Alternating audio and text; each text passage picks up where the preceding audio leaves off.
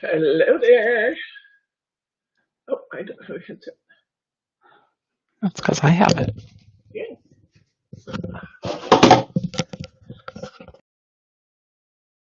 Hello, hello, crafty friends. Hello, Betty, Mary, Kim, Daria, Judy,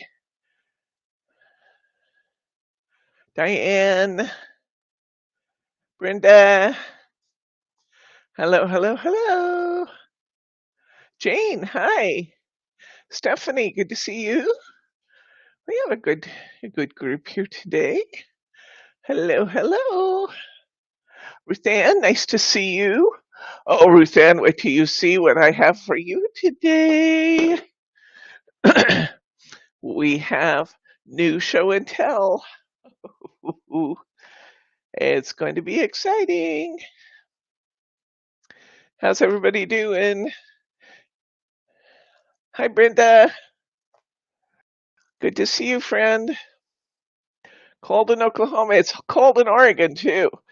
It was, last I checked, 27 degrees in Oregon. Hi, Sharma. And we have icicles hanging from our gutters. And we have just a bit of snow, just a little bit of snow and a whole lot of ice. So pretty treacherous driving conditions, but absolutely wonderful. Are you going to let him show himself on camera? Oh, well, just leave him. He'll come to you in a minute. So, yes. Hi, Daria.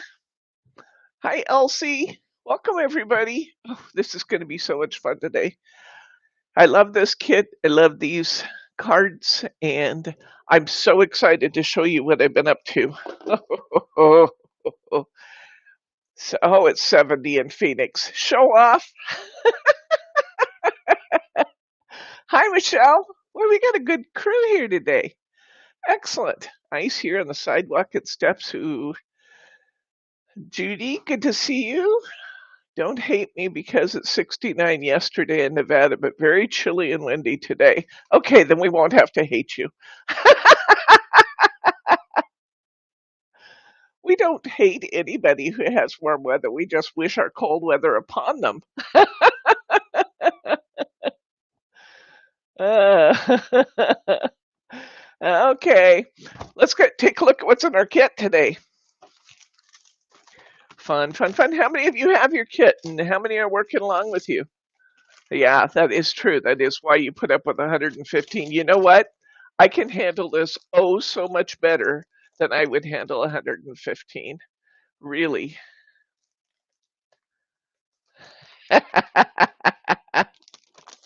Need to clean up your work desk so you can pull out this kit. I had to clean up my work desk to see that I didn't have one of these kits and send Lauren racing down the stairs to get me one before class started today. So I can relate. Okay, in our kits, we have, start with the kit itself. We have our wonderful I believe it's called Everlasting Memories. I don't have the cheat sheet. Oh, I do. It's called Everlasting Memories, Flight of Fancy. Here's our topper sheet. Beautiful, beautiful. And here is our beautiful cardstock from which we were going to get 4 cards. And here's our second piece of cardstock. I'm going the wrong way. I'm always going the wrong way on that camera. Okay, so we got that. I did not include an insert sheet in this kit because we made so many cards you're going to have to insert them anyway. So we also have in this kit Mirri board. It's a Mirri board rich kit. You have 4 A6s, and I believe that's an 8x8 European A6. And then we have a 5x7 card and envelope, which I'll stash my envelopes for. And We have 6 of these lovely European A6s and a stack of envelopes for those. All of those cards are 300 GSM. We have a roll of shaker tape, some acetate, some shaker sequins. We have some corners. We have some foam squares, and we have 5 yards of beautiful ribbon in 4 different colors, which I thought was kind of fun because these cards are really universal looking. They really pick up the pink family beautifully. So we have all that lovely ribbon. You will also need a bow maker if you have one. If you do not have one, I know where you can get one. And there's a bow class next weekend. Really, really good class, guys. I advise everybody to have a bow maker class if you haven't had one yet. You will be tying beautiful bows in no time. So you want a bow maker, some tape, some glue, sharp scissors. Let's get going. Oh, hi, Mary T. Welcome, welcome.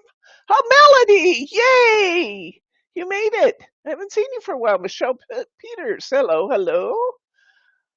Is video blurry for everyone or just me? It doesn't appear blurry here. It's okay, but I should probably clean my glasses.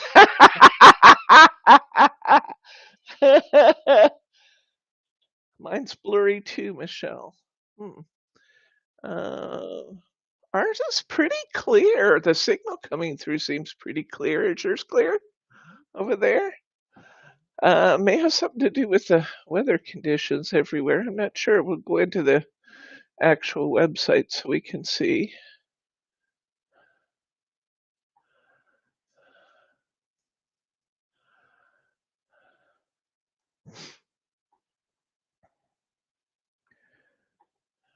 We're going in to check it out here. Oh, it's a little bit blurry. I'm not sure what's going on with that. Hold something up like a card for the camera to focus on. Okay. There's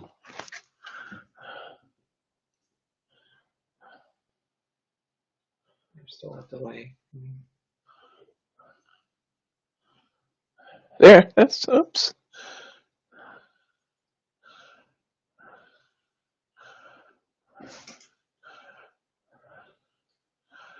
Okay, pull it back just a little bit.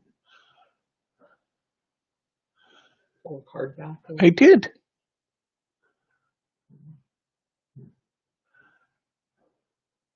Camera doesn't want to seem to focus. Can we put the iPhone on it and take me off? Oh, yeah. Several people are saying blurry. Maybe we should put the iPhone on it and take the others off, the big camera off. We're working on it, guys. We're gonna clear it up. Maybe put the iPhone camera as our primary. Then we'll just make me go away, which is absolutely fine with me. Huh? You can't do that because your video, your headset's on that. Oh. Oh, is on which? On the iPhone? Oh. Can you just switch them? No. Okay. I'm sorry. Here I am giving technical advice to my technical guy. He's not agreeing with that principle. Okay, how's that? You got it? Is that better, everybody? Give me a 1 or a 2. I'm clear, I'm clear, I'm clear. That's better. Okay. You get to see more of my messy desk this way, but that's okay. I'll just move some of this out of the way a little bit so it's not a distraction. Alrighty. You know, you guys always like to see what we are working on, and I have to please say hello to BT. Hello, BT. Welcome, welcome. Nice to see you. Are you going to bring him? Oh, we're going to have a visitor here. Looks like my desk, yeah. We're going to have a brief visit here. Here he comes. Shop mascot extraordinaire. Here's Teddy. Hi, Ted. Say hi to everybody. Say hi. Hi, everybody. Yes, you're a good boy. Yes, he's all dolled up in his winter finery. Got his coat on.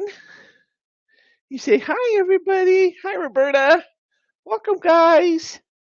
Welcome. Welcome, welcome. Yeah, say hi. Hi, baby. Oh, that's a good shot there. That's a good shot there. Okay. This is a good boy. Thank you. Thank you, Ted. Okay, go play. What the fuck? He just leapt out of my arms. All right. Let's get going.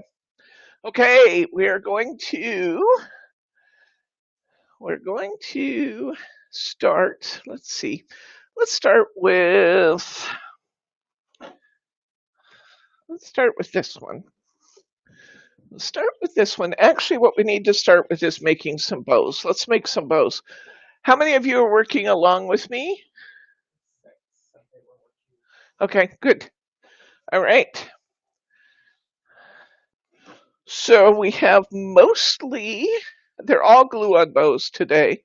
So because of that, I'm going to advocate that we tie bows first. We have 2 pink ones. So I grab my pink, and each of those is what we've called in bow class a 515. It doesn't really apply to this little bow maker, but we'll make it apply. I'm going to start with my blueberry bow maker. I'm going to the outside peg, or the one in from the outside peg. Okay. One in from the outside peg.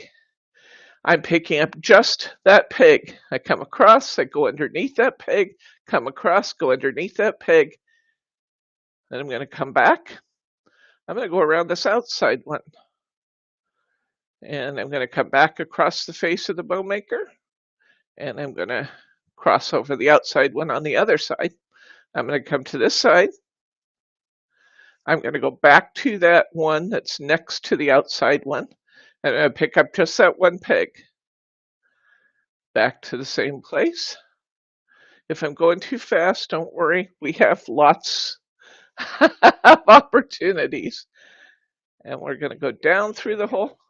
Excuse me? Show the other side of the comb. Which kind of helps really show what it is. Okay. Good. We're going to come through the hole, then we're going to scooch everything. We're going to pull this ribbon up and kind of scooch everything up on the bow maker. We now have the shiny side of our ribbon out on the back of our bow maker. We're going to slide it through the center, just like that. Come back to the front, and we're going to take that ribbon and the ribbon that we had when we started. We're going to tie a half knot. Just loop over loop like you were tying your shoes. Oops. And we're going to pull this up with the not shiny side, with the duller side of our single-sided ribbon facing us. We're going to pull that tight. And then we're going to slide this off the bow maker. And we have a perfect little pretty bow. See that? Gorgeous. Just like that. Okay, we're going to clip this off using our scissors. We're going to tie another one. So here's our chance to do it again. We're going to stash our ribbon in the side here so we can hold on to it while we're working. We're going to take the shiny side of our ribbon is now up towards us, And we are going to go around. We're going to catch that second to the end one. We're going to go across the face of our bow maker. I'm using the mini bow maker right now. I'll do some with the red comb just in case some of you are using that one. I caught the other one. Whatever we do to one side, we have to do to the other. We're going to come around here. We're going to catch this outside peg just like that. Then we're going to come across again. And we're going to catch just that outside peg. Okay. Then we're going to come back across. We're going to catch one end from the outside. Come back across here. Catch one end from the outside. And we're going to go down through the hole. Is there any chance you can zoom in just a little bit more with the, just move it forward or something just a little bit so we're a little tighter shot?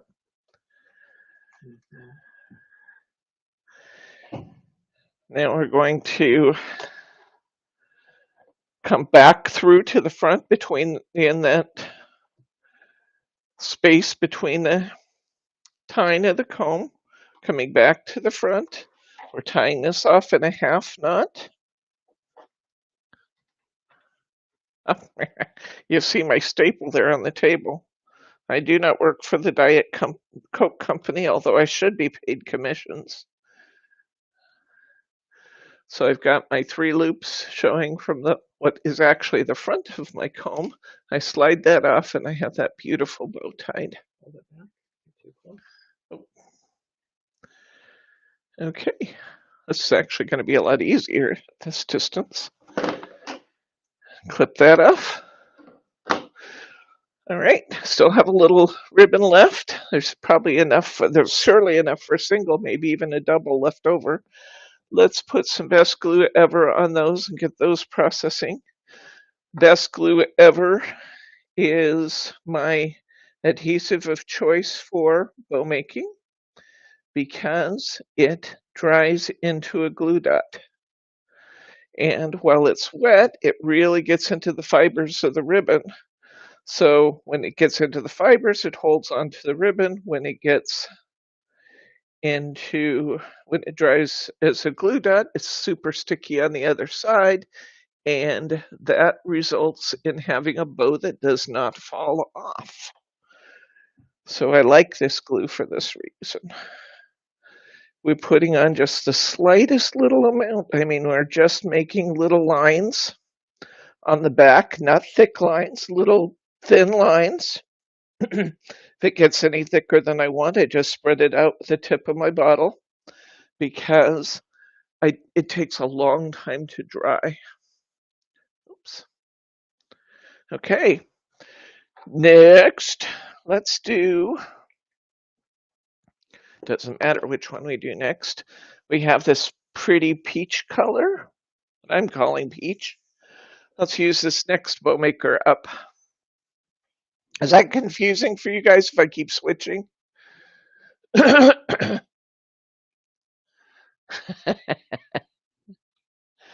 Okay. We're going to put our, now we do, one of these is actually going across so we don't have to, I said they're all glue-ons, they're actually not. We have one stretched across here. On this one I made a double, but we should have plenty of ribbons, so I'm going to probably make this a triple too. Okay, I'm going to go out to about, let's go to the 3rd peg from the end with this one. I'm going to ask if you can slow down. Yes, I absolutely will. Okay, so I have the shiny side of my ribbon up. I'm tucking it into my bow maker down at the bottom, and that just gives me a chance to hold on to that ribbon so that it doesn't work its way, loose and flopping around and coming unwound and stuff. So that way I can just hang on to it. I use those little channels to help me like an extra hand. I'm going to come to the tying on my comb that's like 3 in, and I'm just going to go around to that, and I'm going to catch that tooth. I'm going to come I'm going to have my ribbon now is on the face of my bow maker. And I'm going to come around here on the other side, on the left-hand side of my comb. Okay, oops, get it back here where you can see it. And I'm going to pull it on around. Okay, that was my first one. Now I'm coming back across the face of my comb, and I'm going to pick up the second one from the end. I'm coming back across. Whatever I do on one side of my comb, I have to do on the other. So now I've got my ribbon stretched across my comb twice, once from the third peg in, now from the second peg in. Bring my ribbon back across. I'm going to go to the third peg, wrap just around that tooth, come back here, and wrap just around that tooth.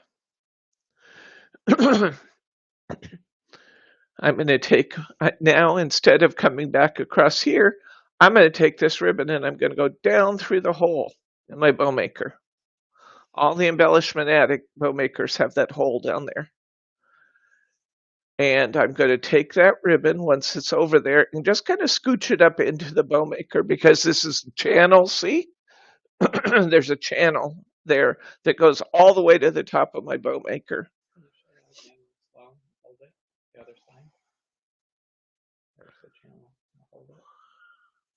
Okay. Now, what I'm doing next, let me show you from this side, is that channel continues all the way up, doesn't it? I'm going to come through here, right back into the channel, okay? And I'm going to pull this up.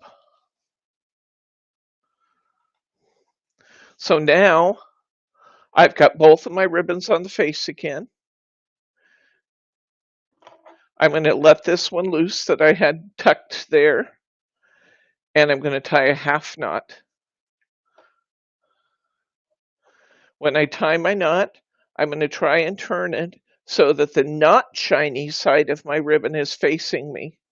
Why? Because this is the back of my bow. And I want the shiny side to show on the other side. So I'm going to slide this off. And there is my perfect bow. Now I can spread that out a little bit. You know, I can monkey a little bit with the tail if I need to, but my bow looks great. Okay. I'm going to put some glue on, clip this off and put some glue on it. Then we're going to tie that next one. We're going to do that just a tad, just a tiny bit differently.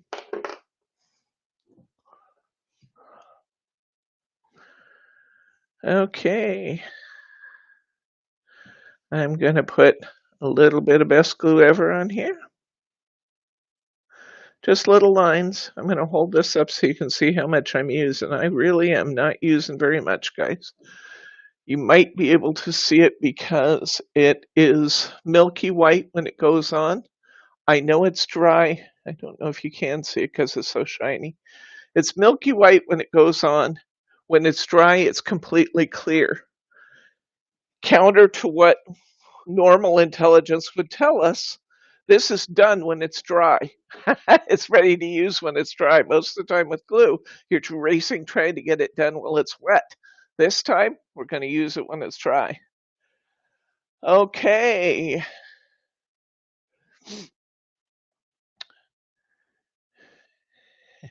Oh, I was hoping you saw Teddy, Mary. Okay.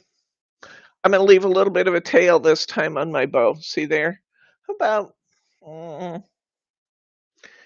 it's a little more than I probably need, but I'm going to leave 5 inches or so of tail. And then I'm going to do exactly the same thing.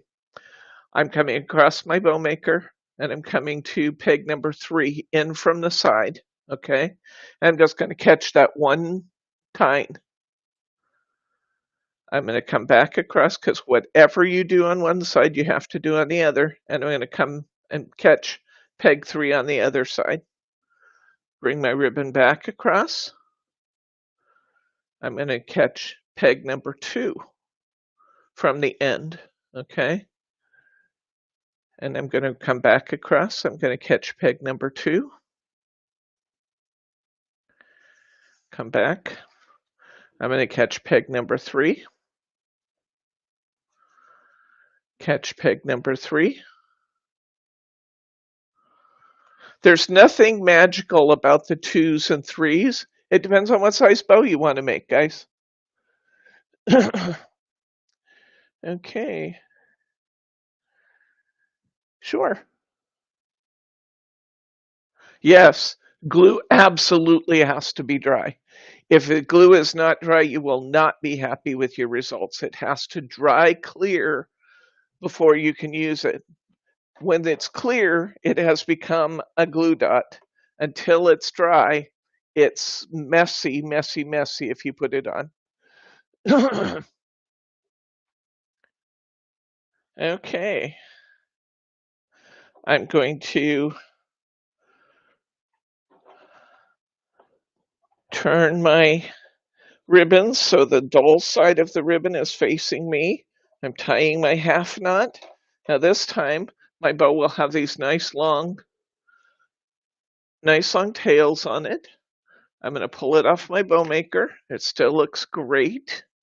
I'm going to fluff it up a little bit, but it looks great coming right off the bow maker.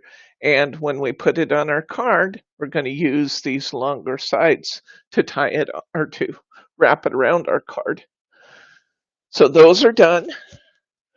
Let me switch to the red bow maker. So those of you who are using the red comb can see how to do it on here.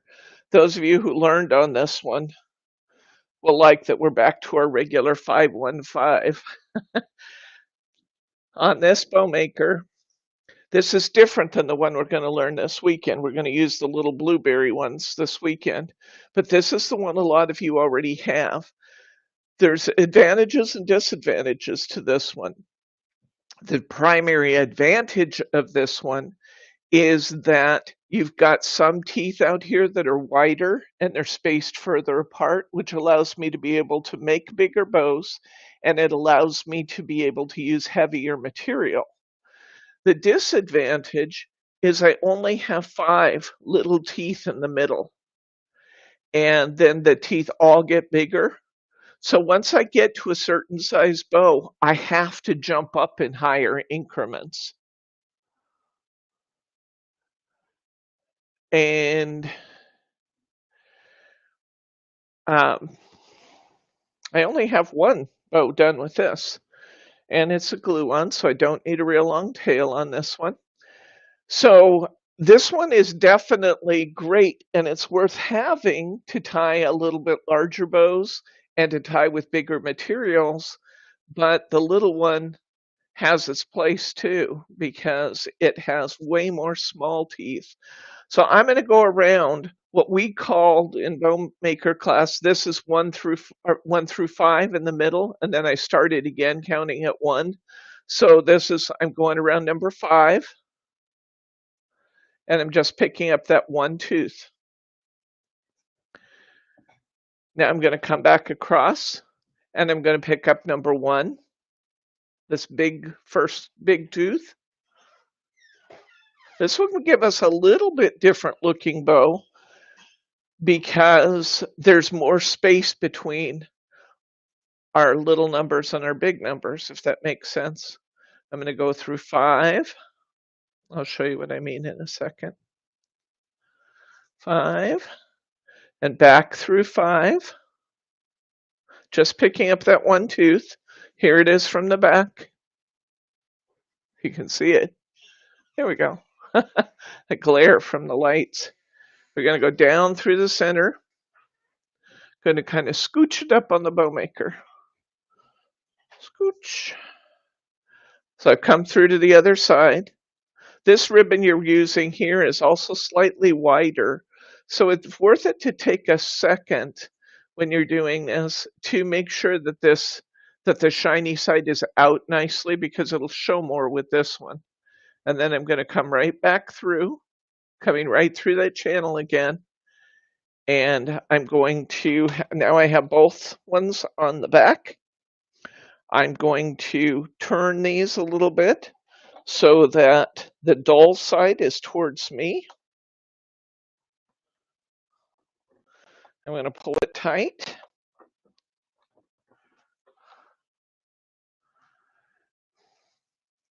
And I'm going to pull it off my comb. Now you get a little bit more gathering with the wider ribbon, which I think is actually beautiful. And notice how the bows or the loop sizes are distinctly different because of this one being tied using the big peg. That makes sense? So let's put some best glue ever on it. I want to turn this a little bit because my dull side of it's trying to show my shiny side of my ribbon.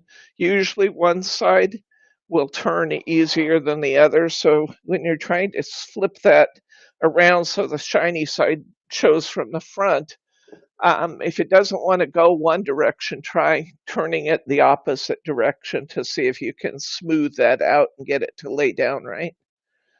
Putting just this will be better to show you the glue I'm using.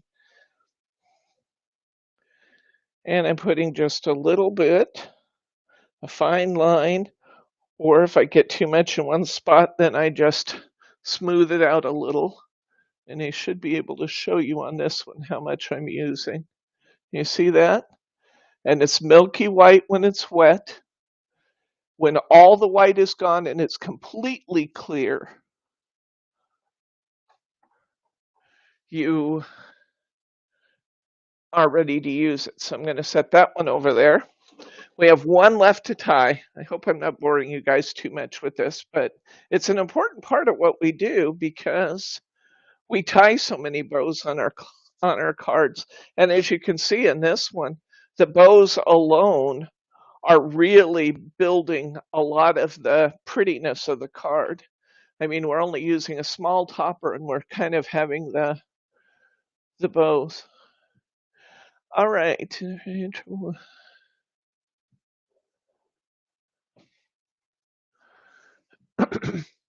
Okay. We're going to tie this one. You have two left to tie? Excuse me? Yeah. I have one ribbon left, two bows left to tie. Yeah, let's go ahead and do it on this one. Okay, I'm coming across. I only left a little tail because I don't need a big long tail. These are both glue-on bows. So I'm going to come around one peg. I'm going to come around number 5. I'm going to lay it back across. I'm going to come around number 5, the last one of the little ones. I'm going to come back across. I'm going to come behind number 1. So 5, 1, and then we're going to go to 5 again.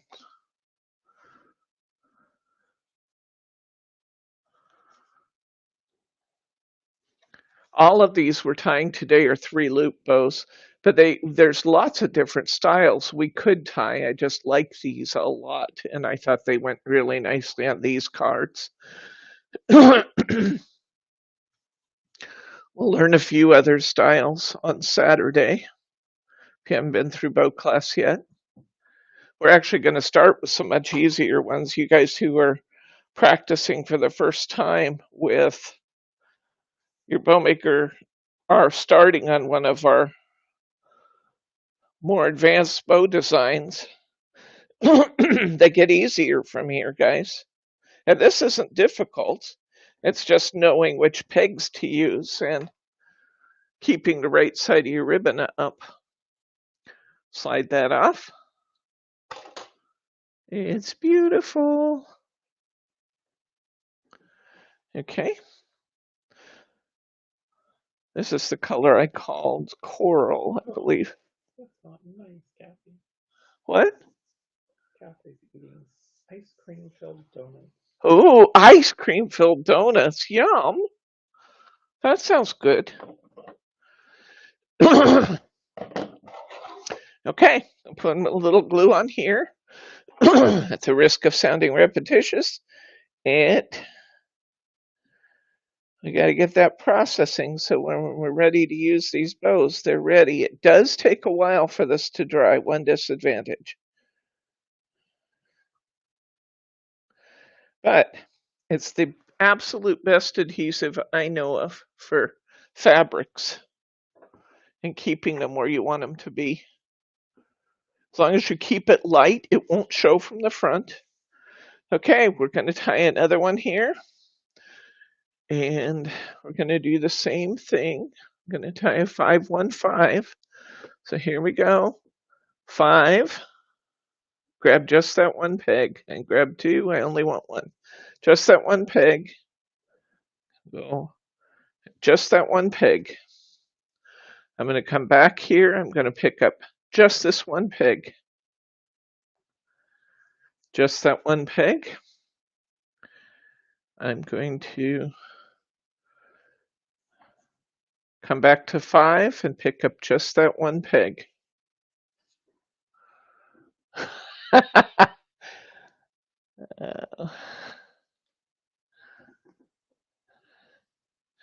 All right, down through the hole.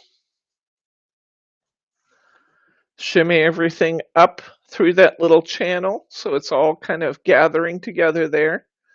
Bring my ribbon across, back up through that channel in the little gap between the teeth. Pull it up. Make sure that the dull side of the ribbon is towards you as you tighten it.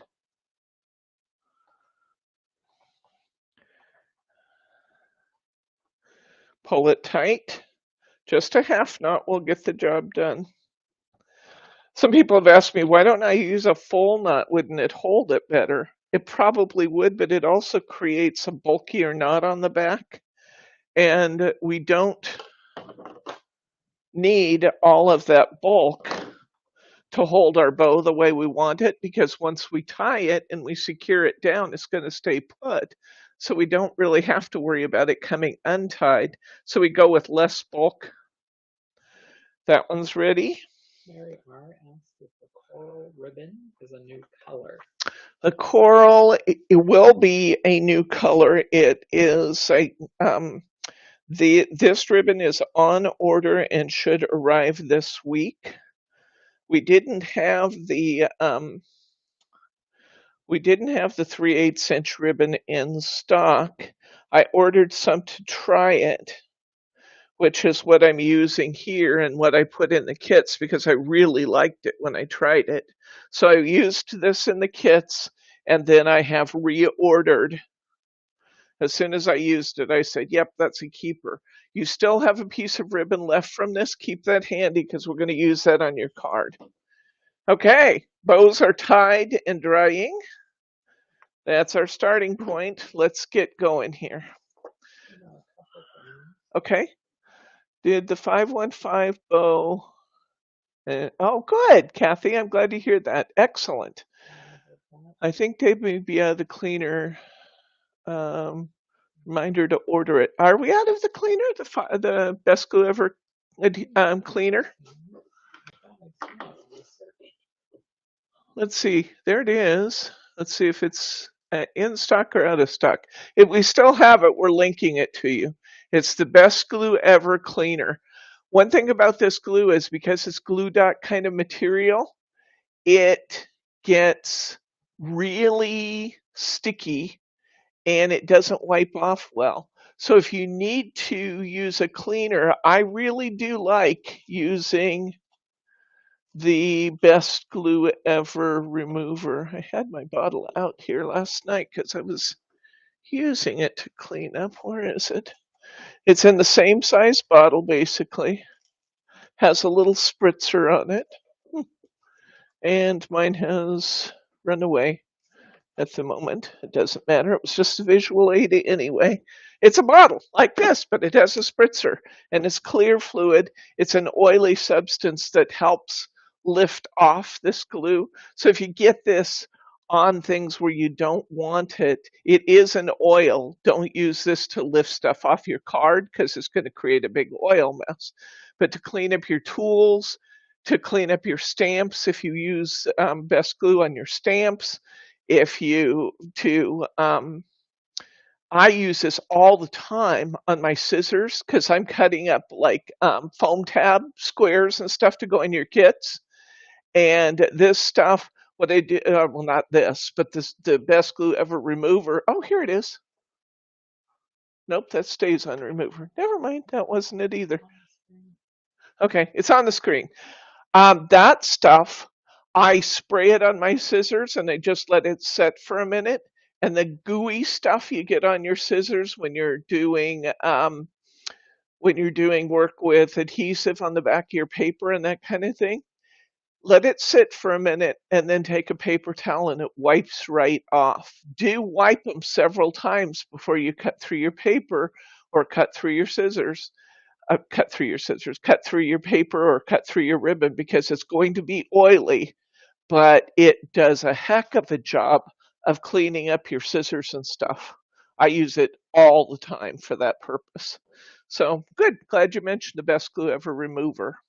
Okay, we're going to do this one first, so I'm going to pile up all the rest of these. Well, we could do either one of these. Nope, this one first. Okay, let's get going here. Excuse me? Hi, Susan. Welcome, friend. I did say hi to Kathy Girl, I believe. But I'll say hi again, Kathy Girl. So glad you're out there. Okay, we're going to need to do this card. We're going to need this piece of cardstock. We're going to need a European A6. We're going to need one of our smaller cards. We are going to get our card first. We're going to fold it. Remember, you're folding with the crease outside. Completely counterintuitive. Camera up a little bit, or is that zoomed in okay? I think it's okay. How's the view, guys? Okay? Is the view good?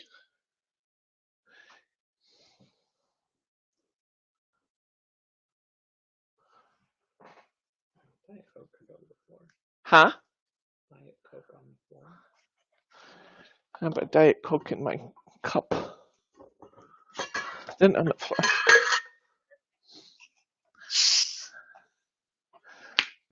If you weren't thirsty already, you're thirsty when you hear that fizz.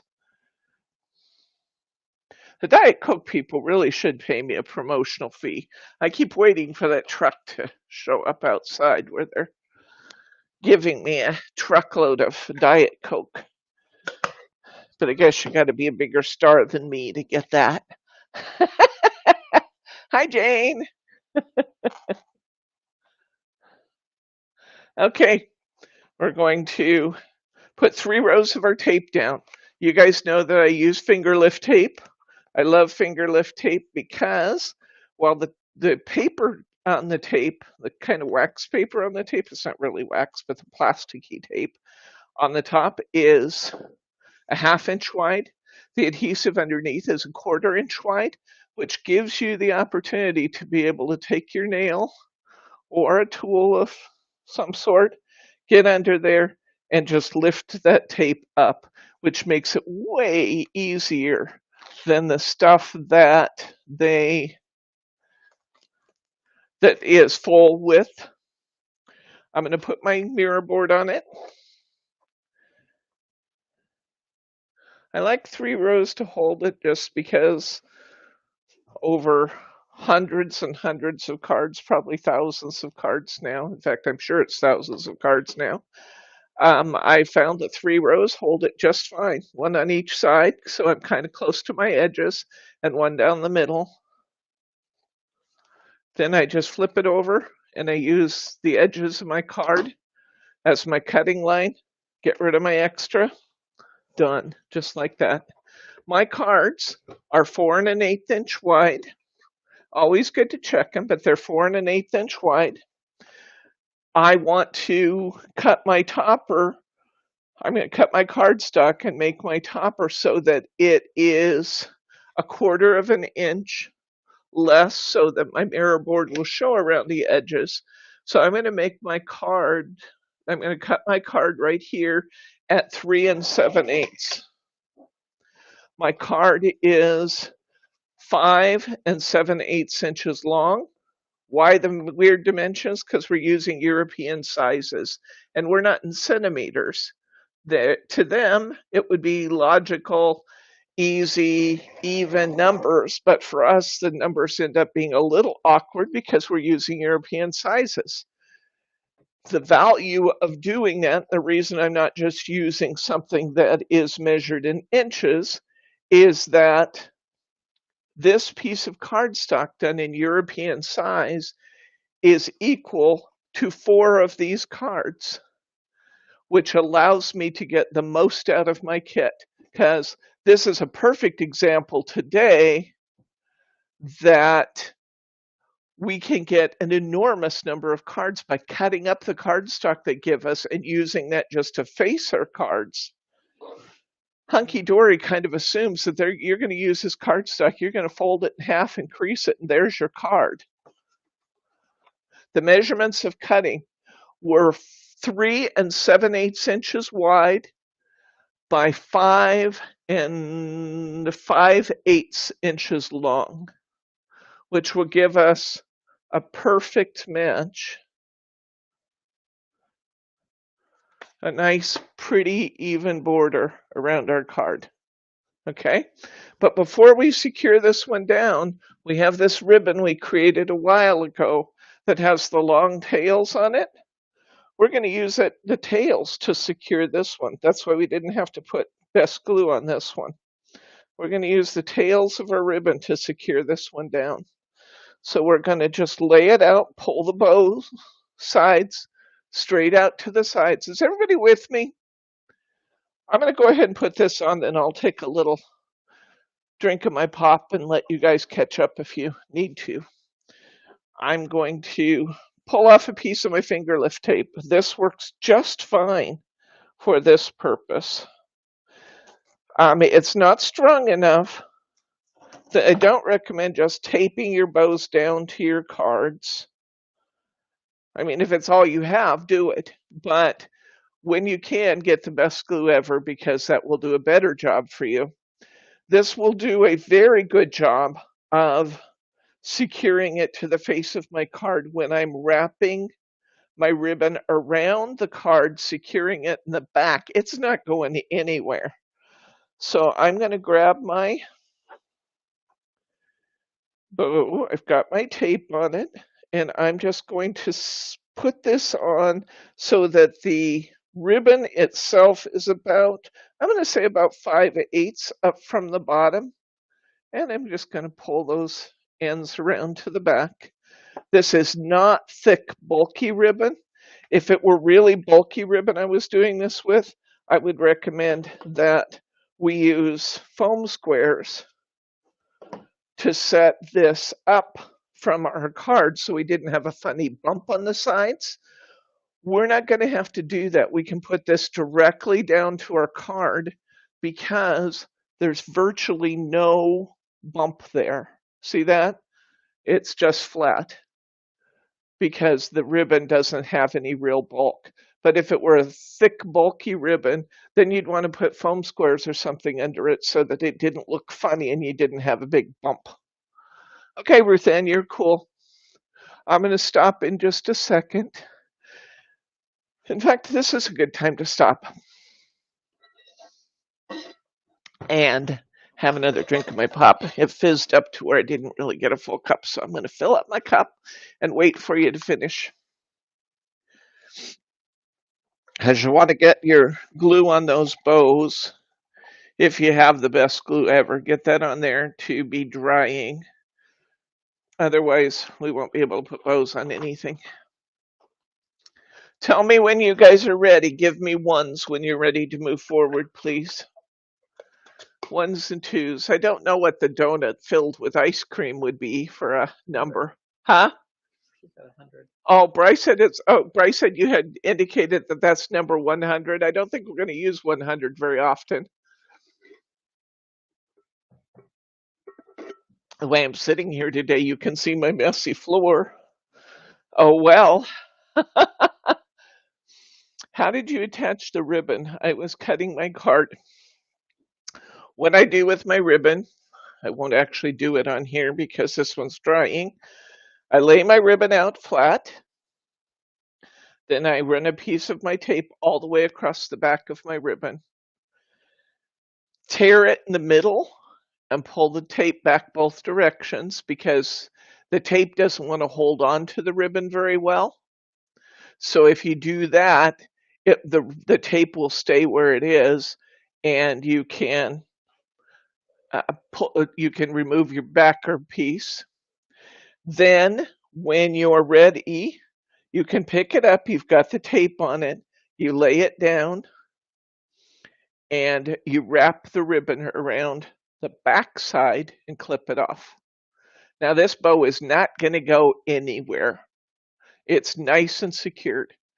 Okay, so Daria's ready. Some of the rest of you give me number ones when you're ready.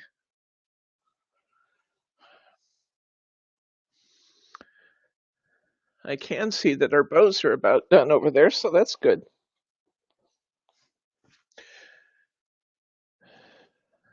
You guys like to see what we're working on?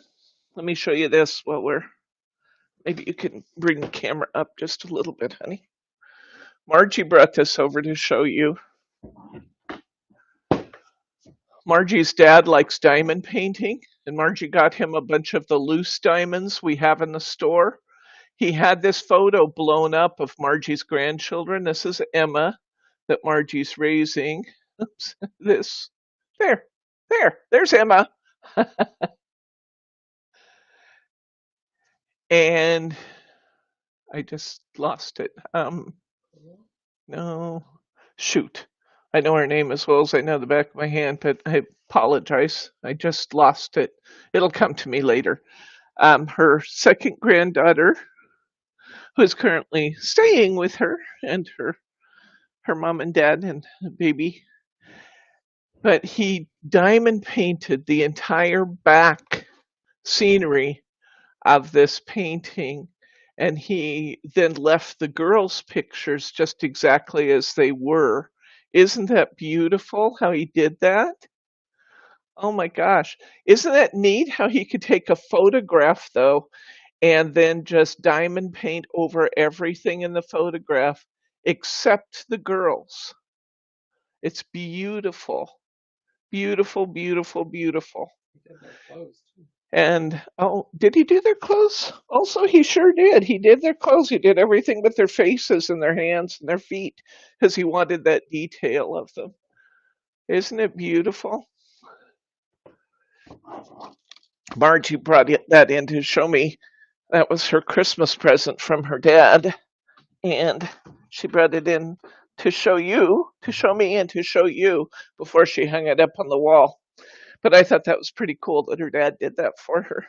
We do have those loose diamonds available in the store if anybody wants to do a similar kind of project. Okay. I need ones and twos. Give me an update, guys. I know I've got about 6 or 7 of you working with me. I saw Daria gave me an update. Who else is?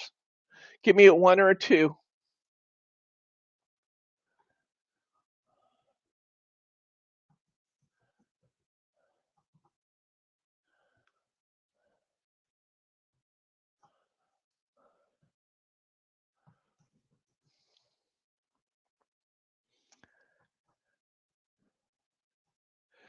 Yeah, somebody asked a question about the risk of freezing, products freezing on the way to you. We insulate. Huh? Lily, yes, Lily. Roberta remembered? Oh my gosh, Roberta, thank you. Yes, her name is Lily. You are absolutely correct. And I know that. I know that so well. If Margie watches this, she can come and thump me up the side of the head because I know Lily. My brain goes clunk and stops sometimes. Okay, Diane's a 1, Roberta's a 1, Daria's a 1. I think that's the preponderance of people. So let's go ahead and get going here.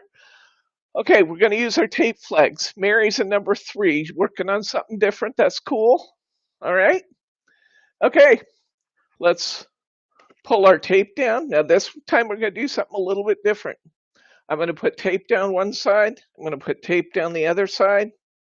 Anybody who knows tape flags knows I'm not doing anything different than I normally do, but Glue does not work well on mirror board because there's nothing for the glue to grab a hold of, so it just pops loose. 12, I'm coloring my card toppers.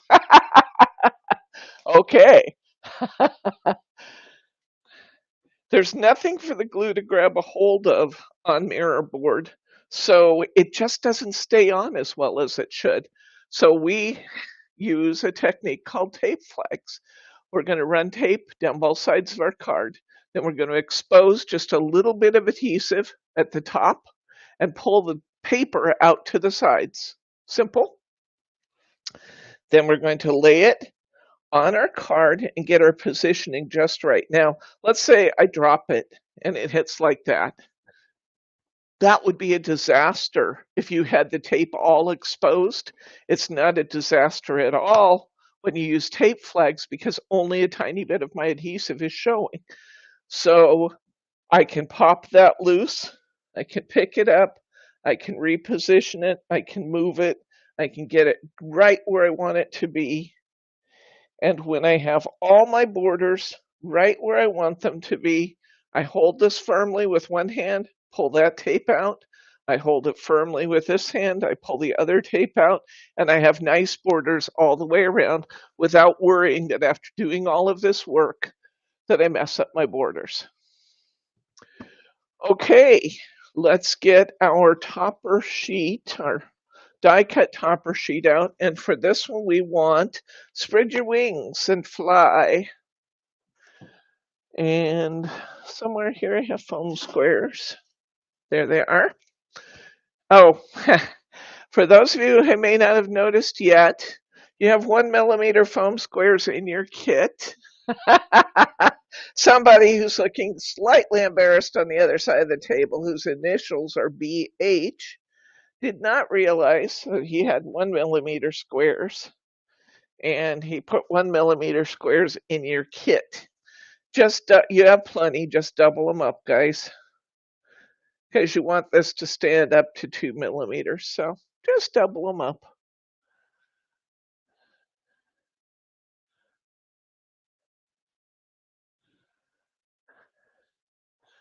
Oh, yay! I love that, Susan. That's cool. She was given a kit that's supposed to make 8 cards. She made 17. I love that. Yahoo! Doesn't it just feel good, to beat that? I love it. Okay, put a few foam squares on there. Double those up. I'm going to put this spread your wings right on that pretty cable coming down. Right there. I doubled up my foam squares underneath it so I can get it out of dimension, and card number 1 is done. Beautiful. Okay. All right, we'll set that off to the side. 1 done. Next, let's see what we got left here. Yeah, these are all 4 out of 1. Yeah, I just had to remind myself how I did it so I could see what my layout needed to be. Okay, next we're going to do our 5x7 shaker card. Here we go. Oops, sorry. My cardstock was under the camera.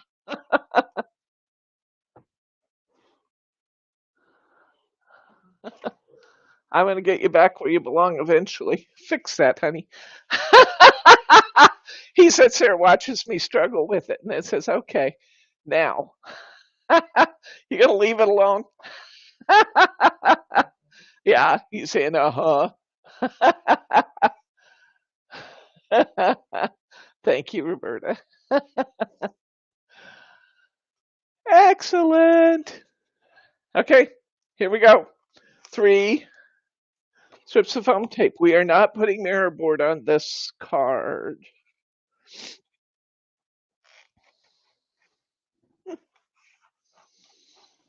This one just gets the cardstock topper. Now, I liked the way it looked having my border on this side. I don't know why, I just did. So I kind of turned my cardstock upside down, and I'm going this way to put my border on the left.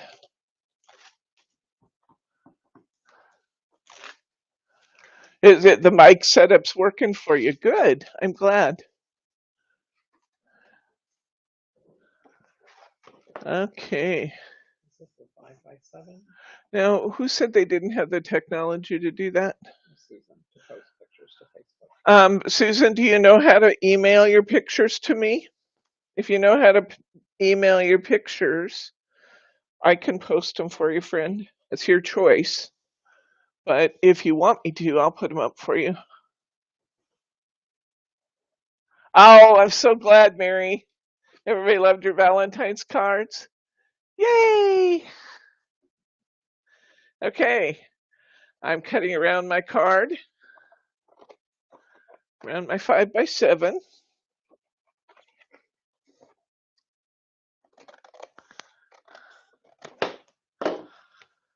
I got my card faced now. All right, next, let's get our acetate out. You should have a little piece of acetate in your kit.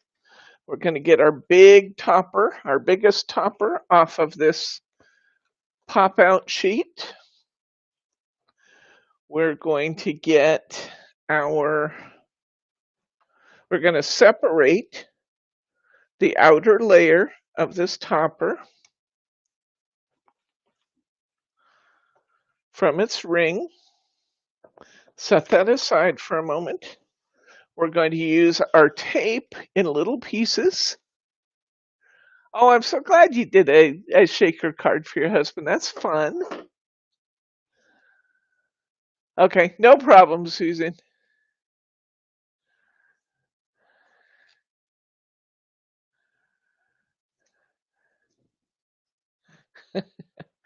All right, I'm going to use small pieces of tape, just like 2-inch pieces, around the edge of this. They don't all have to intersect because this is going on top of our acetate, so there's nothing about this ring that we're going to put on top of our acetate that's sealing in the jewels.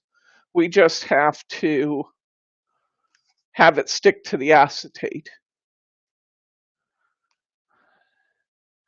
So cut small, short pieces and just connect them all the way around.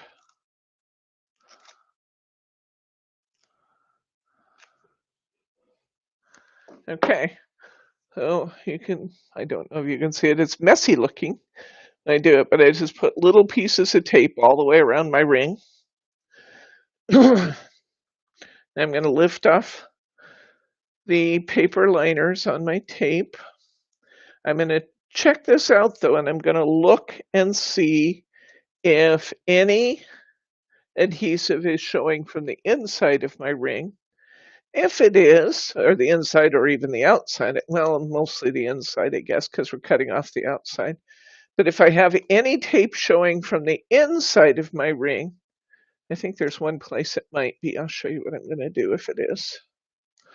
I just take my finger and I push the adhesive. I have a tiny bit here.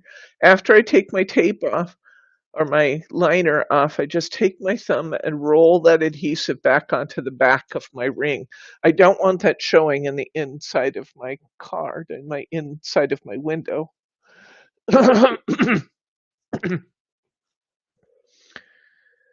Okay. All right. That's our secret about it being easy to do the shaker cards. Just you, me, and 3,000 of our friends know. Okay, it doesn't matter at all if your topper or your frame goes a little bit over the sides of your acetate, because the window's what we care about. Okay, as long as your window is, hi Thelma, just got up from a cat nap with naughty kitty.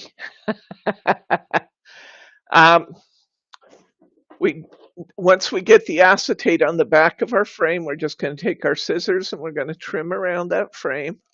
Very easy trimming because you just have to kind of cut off the corners.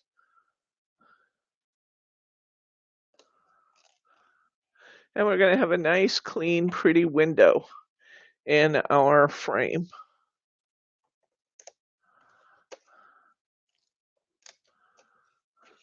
For now.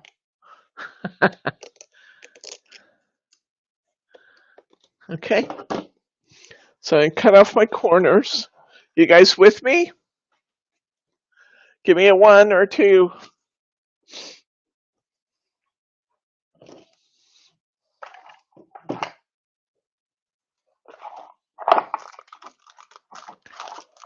Okay. You're cool, Mary T. Take your time. Put your tape on your ring. Peel off your paper. Set your acetate on top. And then trim around the edges. He gave me some roses, and on the card it said, or it had a rose on it. He put glitter. Insert glitter here, pointing to the rose. I glitter everything. I love it. Jane's ready. Okay. All you people make. Well, you are welcome. Everybody's welcome. Judy, Roberta, Daria. Okay, we're ready to go. We're going to get our shaker tape out. Now I have this nice, pretty tidy roll, but I also have some rolls that are partially used here. So I'm going to grab one of my used rolls because they unwind all over the place. You guys notice that? No matter what I seem to do with them, they seem to unwind all over the place. Okay, I'm going to fit my shaker tape. Now, the beautiful thing about shaker tape is we don't have to cut all those little pieces like we did our finger lift tape. It actually bends and conforms. So we're going to wrap it right around the inside of our ring, being careful not to go over the edge so that it shows from the outside. We don't want it to show from the outside, but we want to get as close to the ring as we can. Why is that it's important to get as close to the inside window as you can without going over?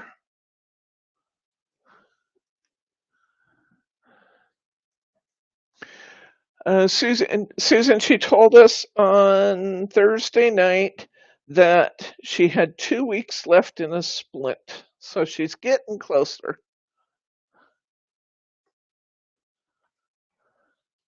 Muriel, good morning to all, or should I say good night, Mibby?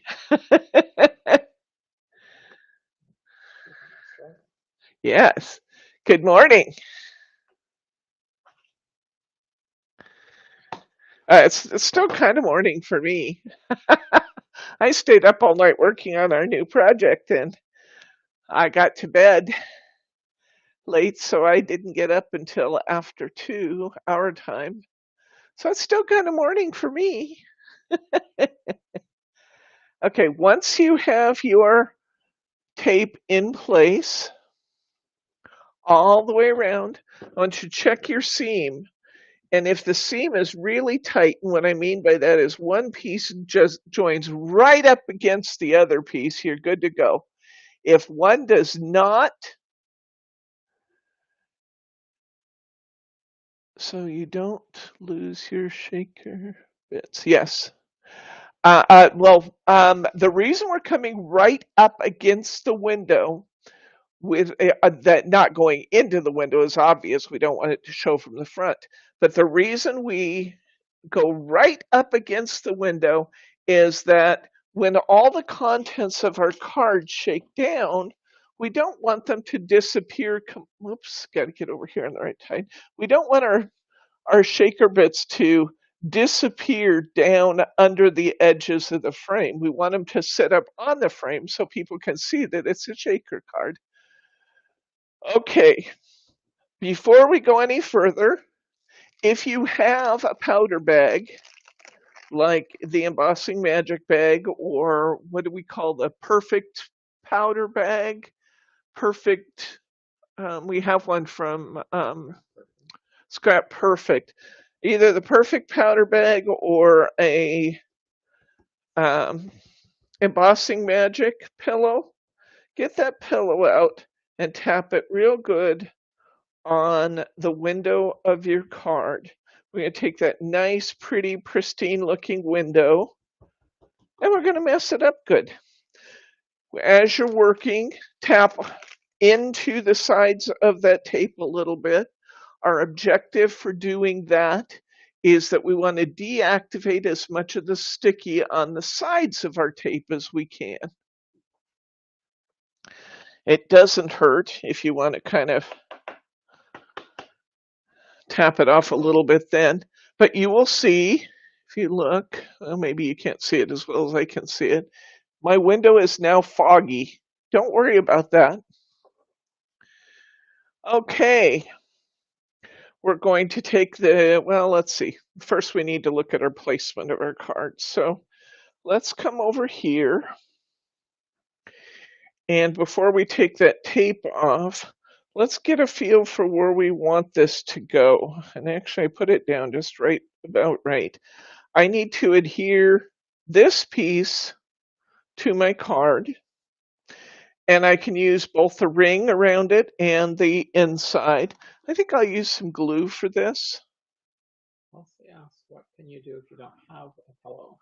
If you don't have a pillow, just go without it for now, Elsie. But when you can, get yourself a little pillow. You probably could make one using just a little bit of light cloth, like fuzzier cloth, felt or cotton, fuzzy cotton. Just make a little pillow and put either baking soda or talc or something that's really fine particulate inside it. You could dip a brush in that too. You could dip a brush and that would work. Dryer sheets work to a degree, Ruth Ann said. I haven't tried that. Some use cornstarch. Okay, so there we go. Good suggestions all. You just want something that's a really fine powder. I'm putting this down and oops, I have glue on it so I can reposition a little bit if necessary. And I want to get a nice fit, still allowing room for my, I guess I put the bow at the top last time instead of at the bottom. So I'm going to move this up a bit.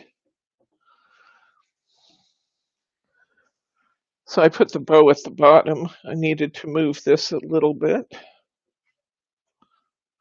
But I'm going to leave a little bit of extra room there. I've got mine about like that. Okay. So glue that down.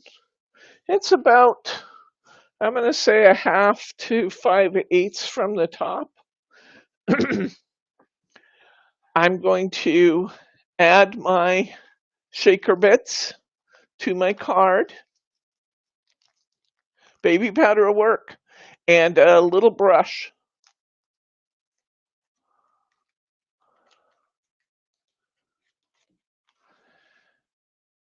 I'm going to put my shaker bits in. The ones I happen to be using are from Nouveau. It's a really pretty pink called Pink Tutu. Don't look for them in the store. This was from my private stash. It was the last bottle we had of that color. And I think that color's now retired. But there's other, I mean, you can put all kinds of confetti. We have golds and that would have looked good. We have rose and that would look good. So don't get all caught up in the color of your confetti. I'm taking my tape off now. Well, not taking my tape off, taking my liner off my tape. And I'm going to position this right over my shaker. Oh, it's really, really sticky tape. So get it where you want it before you set it down firmly. Because once it's on, it's on. Rub that down. And we've got our beautiful shaker elements in. And if you turn it over and shake it really good this way, it'll clean your window back up. Now, the reason, Elsie, we put the powder on it is twofold. One, we want to deactivate the sticky on the side of our tape as far as we can, as much as we can. Because, you know, when they manufacture that, the adhesive's all supposed to be up on the top, but you know when they cut those rolls, you're going to get some adhesive around the edges. And we don't want our elements sticking to that. Second is you can, these aren't too bad, but some shaker elements are just full of static electricity and they'll stick all over your window and they won't shake right. So the powder really helps to break that static electricity and allow things to shake down properly. Now, let's see. We're looking for a coral bow this time, so let's get one of our coral bows. It doesn't matter which one. You can tell they're nice and sticky now because they're trying to stick to each other. I'm going to trim the tails on my bow. I'm going to make a whale tail. To do that, I'm going to fold my ribbon in half like a taco, the fold on the bottom, and I'm going to clip upward and out towards the end of the ribbon, and I'm going to get that pretty little notch. If I fold my ribbon in half before I do that, I get a nice even notch. Usually. Usually.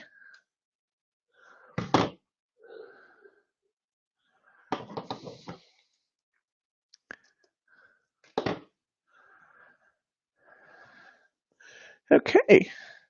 I have my nice sticky bow. I'm going to put it right here on my card. And card number 2 is done.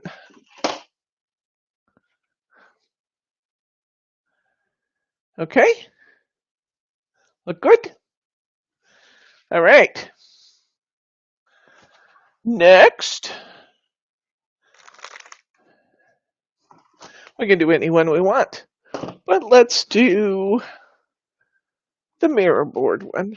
Let's do this one. Okay, so let's grab one of our European A6. Can I get some 1s and 2s, please? While you do that, I'm going to cover my card.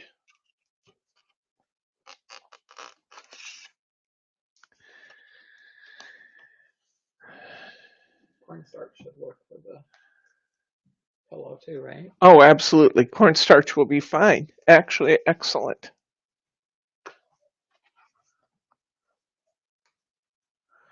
Daria needs a minute. That's okay. Just covering my card and taking my time. See some 1s and 2s, so I'll give you a minute.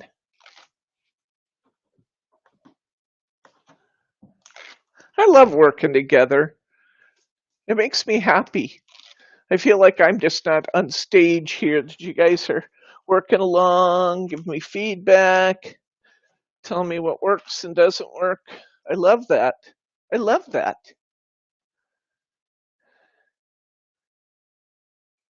Okay, I'll give you a minute, Muriel, no problem. I'm going to take a drink of my pop.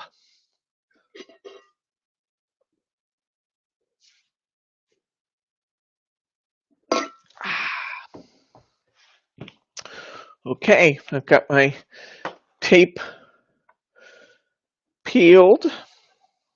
I'm placing my mirror board on my card. And I think we've talked about this, but I try to put my mirror board on the side with the fold because I find that controlling where it goes on one side is easier than trying to match up all the sides. So I match against my fold line. And then if it's a little bit off on one side or the other, I can trim that. But you can't trim the fold side. So Just another little hint there. That's something that I've learned that makes my life a little easier. Trimming around my mirror board to face my card. Oh, I see people cut their mirror board or cut their stuff, and it just drives me crazy to see them try and match all the sides when it's so much easier just to lay it on there and trim around it. Okay, this one's so easy but so elegant looking. Let's get our topper die cut sheet out again. We're going to pop out this big topper.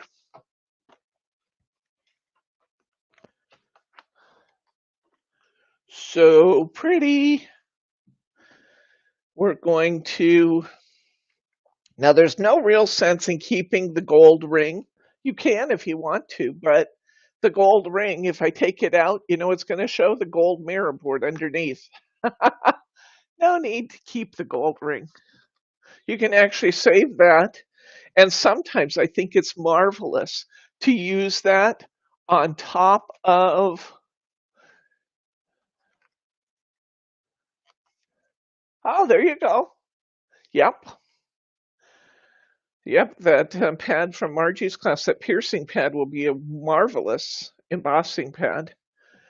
So we're not going to do this today, but save this ring because I like to use these rings to highlight elements in a card that might otherwise be kind of plain looking. You can take that and use that to really highlight areas in a card. And I think it's beautiful to do that. But we don't need it in this case because once we glue our ring or tape our ring down in place, then and put our centerpiece in, there's just no need for to put that ring in the center. It would just kind of be a waste to put it there since we have mirror board in our background. It's unusual for us to cover a card with Mirri and then not put a piece of cardstock in there. But this is really a fun technique to use to get that kind of etched look.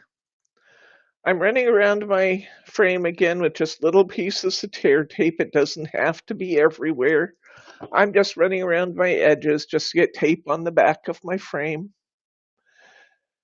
Thank you guys for the thumbs up. I really, really appreciate it. Thank you. Thank you. Thank you. It makes me feel good and it results in YouTube recommending new viewers to us. I just talked on the phone last night with somebody who just discovered us about a month ago. I asked her how she happened to sign in for our videos, and she said she was watching something else and YouTube recommended us. So the thumbs up are working, guys. Thank you for that. That brings new viewers in and shows that the people who are coming to our classes are enjoying them. So thank you very much for that. And besides that, it just makes me feel good. And isn't that a cool thing these days? It's just to do something that makes somebody feel good. It makes me feel good. So thank you.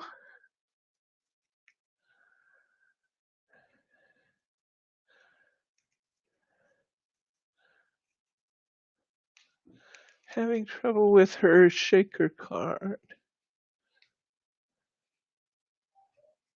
Oh, excellent, Muriel. I love it. I love it. I love it. Thank you. Yes, and when you can do what Mary's doing and share us on social media, I'm very grateful for that too, guys. I'm very grateful for that. As you know, these classes help support our little family business, and little family businesses can use all the help they can get. So word of mouth is a way better form of advertising than paid advertising, which is hard for the little companies like ours to compete with search criteria and that kind of thing. Paid pay per click ads. It's very expensive to compete with the big stores. They just go in and, buy them up and they can afford to do that. To us, yeah, it's pretty not affordable. Remember to double up these foam squares, guys, because they're the little thin ones. So double those up. Unless you like it at 1 millimeter. If you prefer 1 millimeter, that's cool too. But I like them doubled.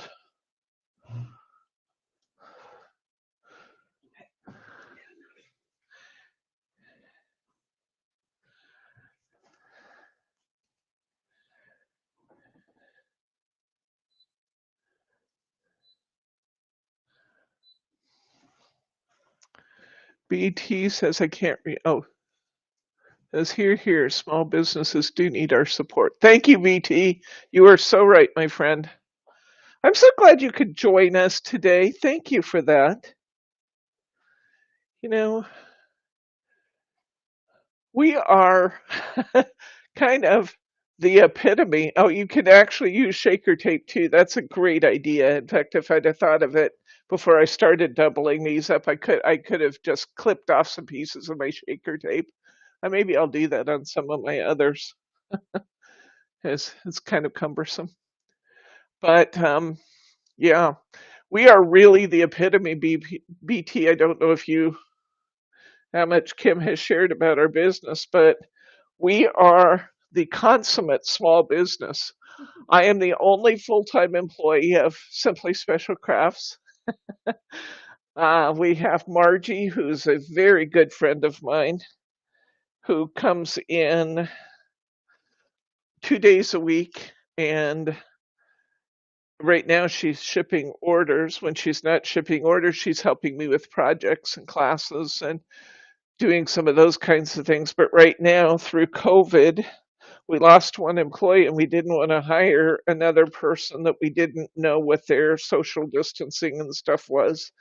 And we didn't want to bring all those people in for interviews. So we opted instead as a team to just join up, Bryce, Margie, Brittany, and just start filling orders. You'll notice I left my name off that. My knees are bad enough that going up and down the stairs to the warehouse is very painful for me. So I get most of my work contribution done up here in designing the kits and making the kits and doing the taxes and payroll and all those other things that small businesses get to do. Taxes are no small burden on a internet business these days. We have like 40 states, although they're starting to drop off a little bit as states are starting to get better criteria. We have about 40 states we have to do sales tax reports for at present.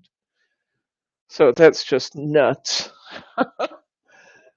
Sometimes I have to do a sales tax report and then I write a check for $12. It's just ridiculous. It costs the state more to process that than it's worth in the revenue, but it's crazy. Some states are wising up. Washington just said they're not going to require little businesses that generate the revenue that we do to do sales tax reports anymore. So that was nice. And then some of the other states are starting to wise up too. California joined those ranks a while back, and a few. And then there's others that just are totally nuts. We have one state, I'm trying to think which one it is, that if you sell a single order on the internet, you have to file a sales tax report. It doesn't matter how many orders you have to their state or what the size of those orders is. I put my foam squares on. I put my topper that it now has foam squares on the back up in the center of that ring. And now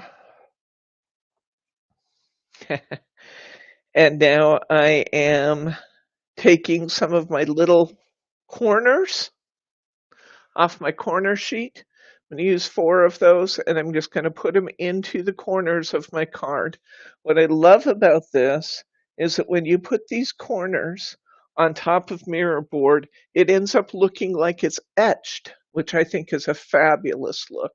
You will notice there's 2 sizes of corners here. You'll want to make sure you're using 4 matching ones.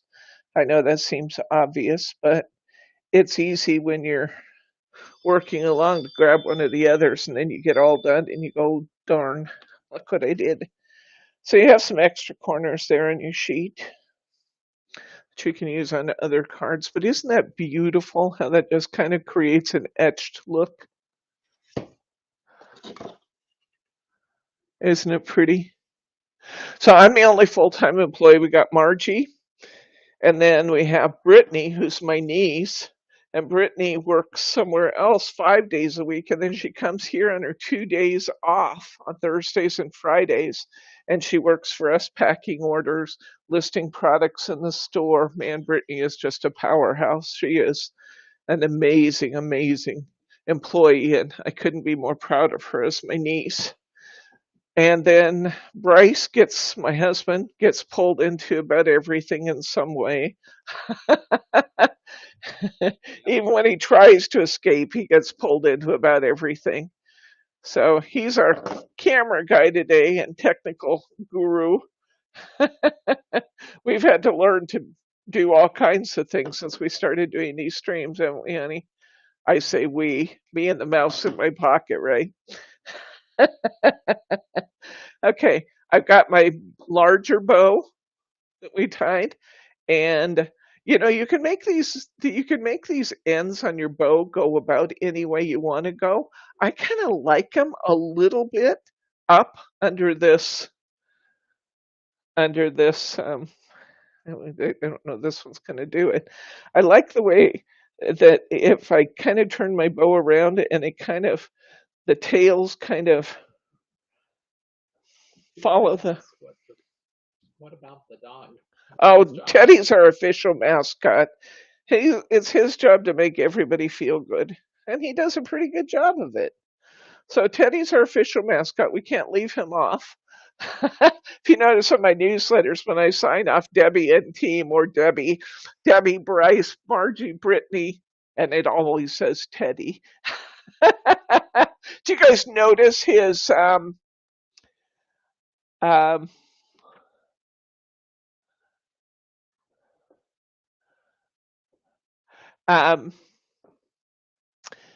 did you notice Teddy's picture watching Puppy Bowl in the newsletter? Oh, you guys would not have believed him. He was all over the living room. Those puppies were running around in Puppy Bowl, and he was running around trying to get them to play with his toys, jumping up and barking at them. It was so cute. So cute. Yeah, Bob's the occasional supervisor. He comes out, watches what I'm doing, gives his seal of approval if he thinks it's great. He just kind of gives a nod if it's typical. What ribbon did I use on this card? This is 5/8 inch fuchsia ribbon. This is the 5/8 from our store. Karen, you don't have the newsletter? Do we have a newsletter link in today's newsletter? We're going to post a newsletter link for you here in just a second, Karen. Yeah, you'll want the newsletter if you're not getting that, guys, because you're not getting the best values if you're not getting the newsletter.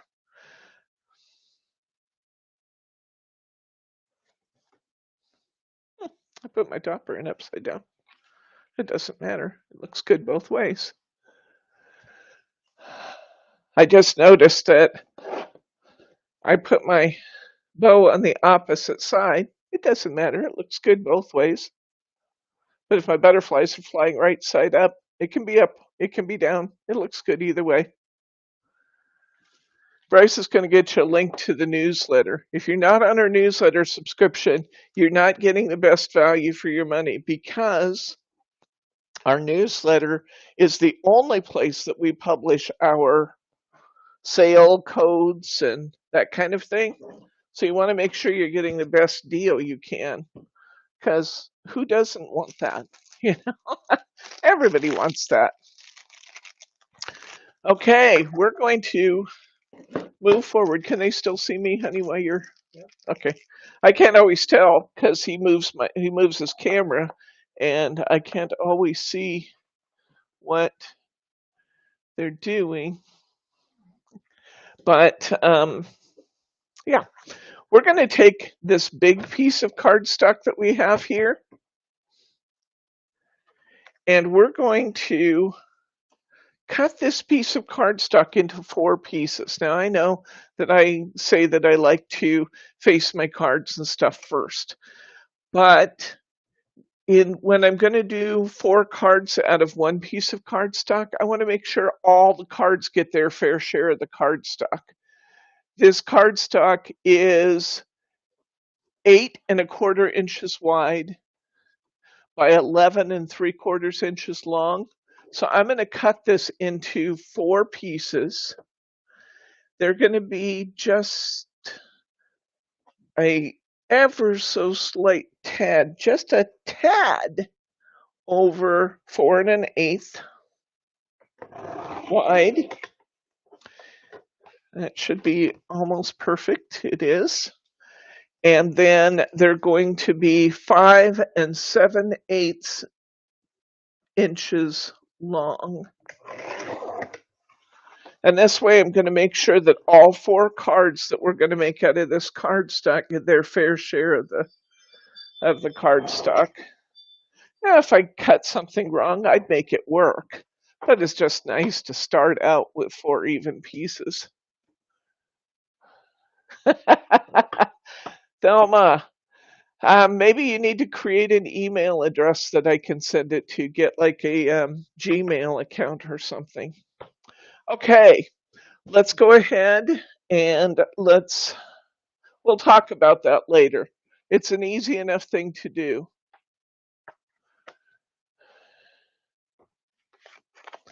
Okay, we're going to, let's see, what cards are we working on now? Where's the rest of them?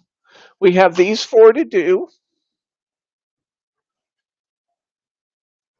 They can't see those. Oh, I'm too far off screen. And we're using the 4 pieces of cardstock that we just cut to do these cards. This is one of the things we can do when they give us really beautiful borders on both sides of our cardstock. That's how we're getting 7 cards out of this kit, because they gave us really beautiful borders on both sides. It doesn't really matter where we start. Let's start with this one, because it's at the top of the stack. I'm going to grab one of these European A6 mirror boards. Sometimes people ask me, is it cheaper to buy the mirror board packs, the mats, or is it cheaper to get the larger sheets of mirror board and cut them up? And it says you already are. Okay. Let me check that for you, Karen. Okay. Do you get something from me every once in a while that lists new videos and products on it? If you do, that is the newsletter.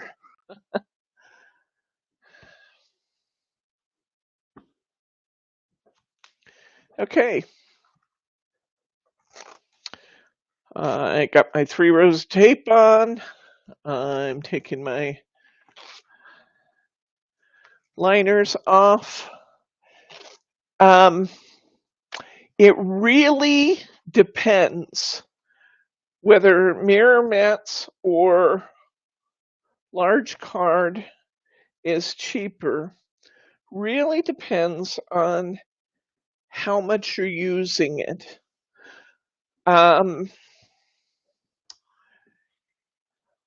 It's $19.95 for 144 pack of these. So what's that work out to? I don't have my calculator right here. Maybe I do. $19.95 divided by 144. That ends up being 13 cents, almost 14 cents a piece for these. If you buy mirror in 8-piece packs, it's $1 a sheet. So that's 14 cents. It'd be 28.56. It's 56 cents to buy these for if you're using a lot of this European A6, for example. It's cheaper for you to buy these than it is to pay $1 a sheet. And mirror board, that's really about the top you should be paying. You shouldn't be paying any more than $1 a sheet for mirror board, because you can beat that price if it's that much. Now we have those new mirror packs that we just brought in that are, I think they're, what are they, 30 sheets? 30 sheet packs, 20 sheet packs. We have those new packs that we just brought in that are like $15, and that's a good deal. So it really depends on how much you're using of a particular size as to whether or not you want to sink the money into a pack. I happen to think these 144 packs tend to be a really good deal.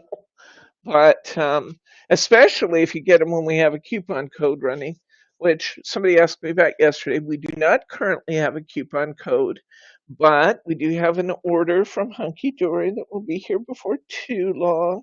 And when it comes in, I think you can count on the fact that I'll be putting a coupon code back up when that happens. But it may be a little while yet because I just added to that order. We have so many new things coming. Oh my gosh, we have so many beautiful new things coming. That's the thing about Hunkydory. There's always something beautiful and new coming out. Just when you think you got it all, they change. Yeah, just when you think you got the answers to all of life's issues, they change all the questions. Yeah, that's kind of like that.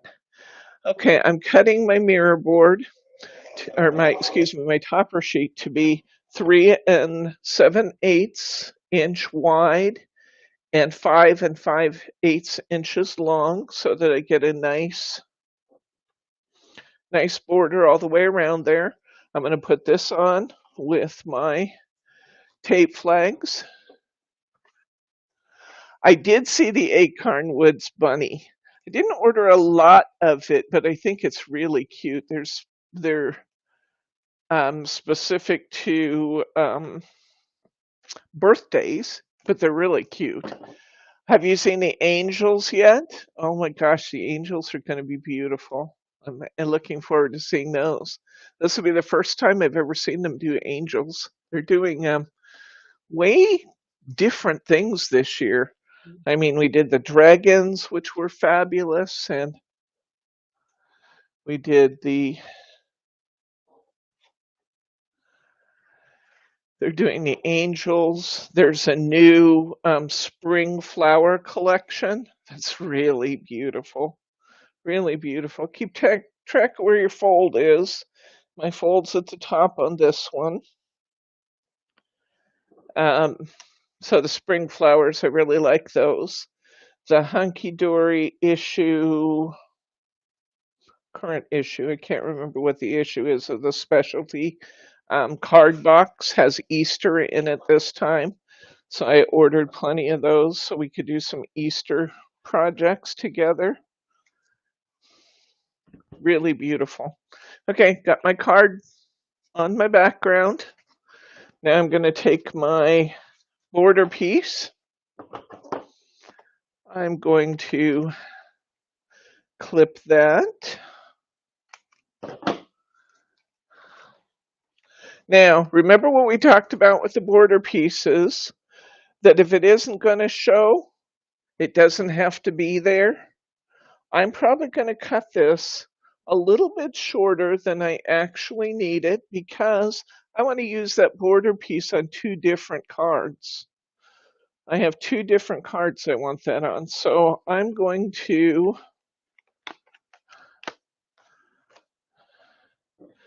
cut my border piece. I think I'll give each one of these cards about half of it. And I'm going to cut my border short, and then I'm going to short and at a bad angle. And then I'm going to cut it in the middle. And I'll bring my border in from both sides.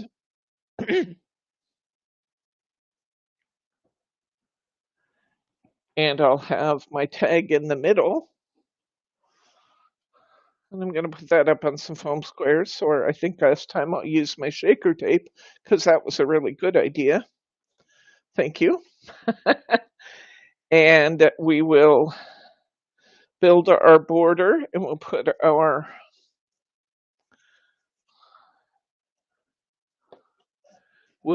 our tag in the center. So she used her new technique of her bow maker and got great compliments. Yay! I love it. I love it. Okay. What do we say? Be too much. I spend too much time and money much. ETCs and like a SSC. Oh, thank you, Ruth Ann. Thank you. You know, that's kind of one of those examples of not being able to compete with the big guys. But the other thing about buying from us, we're not the cheapest. I mean, I'm not even going to pretend we're the cheapest because we can't be. I pay to ship all of these goods from UK, and it's extremely expensive. It's not unusual for a pallet to run me about $3,000 to bring it in from the United Kingdom. And that is big money to us. Big money. It's big money to anybody. It's really big money to a small business. And so I can't do it sometimes for exactly the same money. We try to be as competitive as we can, but we try to compete more on service and giving you great ideas and good values. But Betty, I was asking, which tag are you using? oh, the tag I'm using on this one is I cherish the moments we have together. Boy, I love this. It's a beautiful tag. And I just cut some pieces of my shaker tape to go on the back. We do really try to bring in top quality products. If you ever get one that you don't think is just top quality, you talk to me and we'll work it out because we are really dedicated to having you be happy. We try to get our orders right out the door. We work with you to make sure you know how to use the products we're selling. If you ever have a service problem, I mean, we're human. We're going to make some mistakes along the way. But we know we're human. And if you tell us there's a problem, we're going to fix it quick. Because we believe in that. We're not a fly-by-night operation. We've been out here for 18 years already. I can't believe it. We're in our 18th year. We're actually in our 19th year. We'll turn 19 this year. 19 years of doing internet business. Back when we started, eBay was a Beanie Baby site and Amazon was a bookseller. And the wholesalers, I had a heck of a time finding wholesale accounts because they didn't know what to do with us because we were selling online. Here's our finished card. Isn't that beautiful? Thank you, Mary R.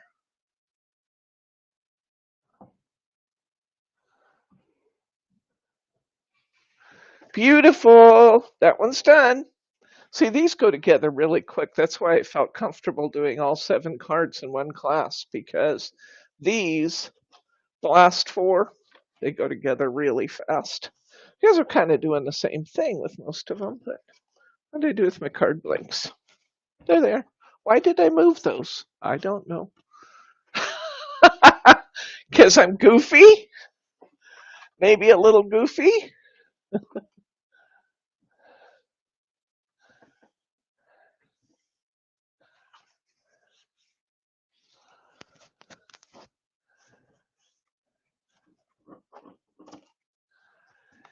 Okay, here we go.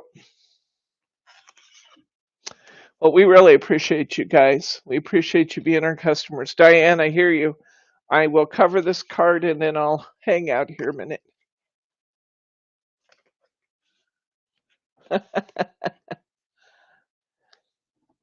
Oh, BT says it's because I need more pop. BT, I don't know you very well, buddy, but I like you.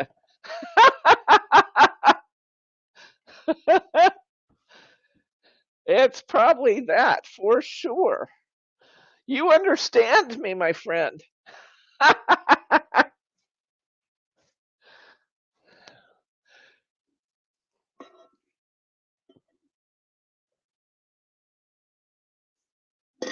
Ah, so good.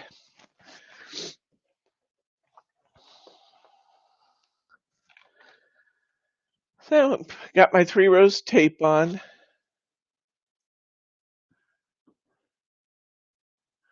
Thank you, Judy. Aren't they pretty? I love the way all the different colors of pink play with these. That was just fun.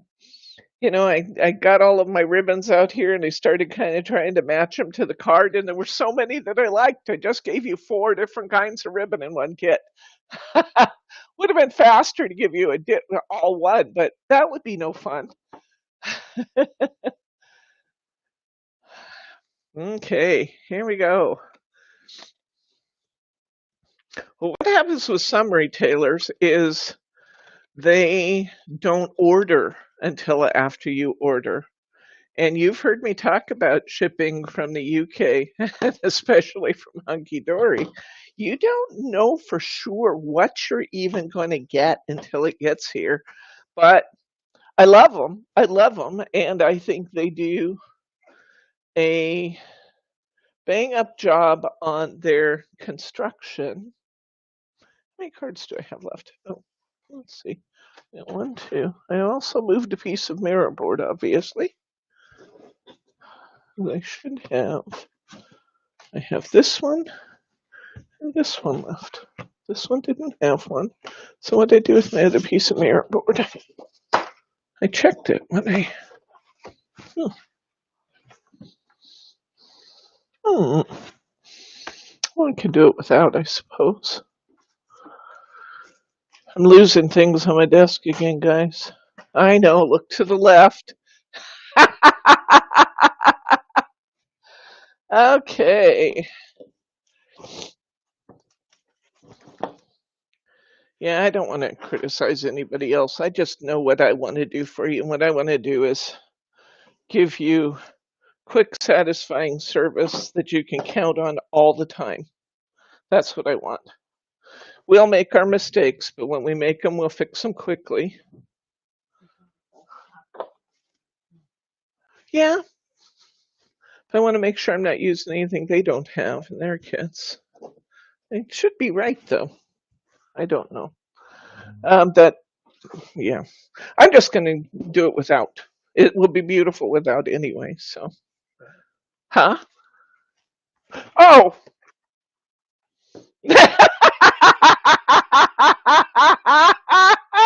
BG, I definitely need more Diet Coke. Did you guys see where my hidden mirror board was? It was on the bottom of my card. I was looking and looking, thinking, man, did I miscalculate? How did I do that? Oh, geez, sometimes, guys. Ah, amazing. Okay, so it depends on which tag we do. Let's do this one because we saved that piece of border. So we're going to do the butterfly tag this time. I can't believe I did that.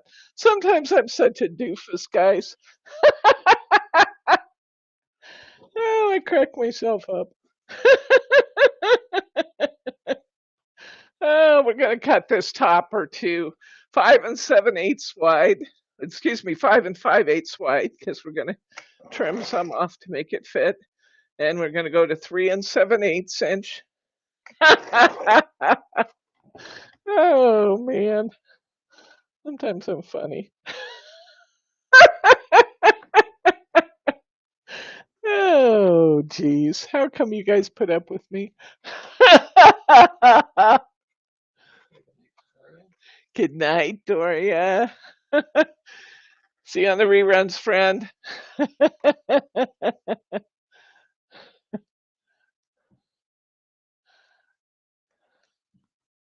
Oh, okay. I'd like to mention children's book by Ron Dungy called Edmund, the cat with no tail goes to the beach. Okay. Does somebody we know write that book? Tell me why you'd like to recommend it, because it sounds fun.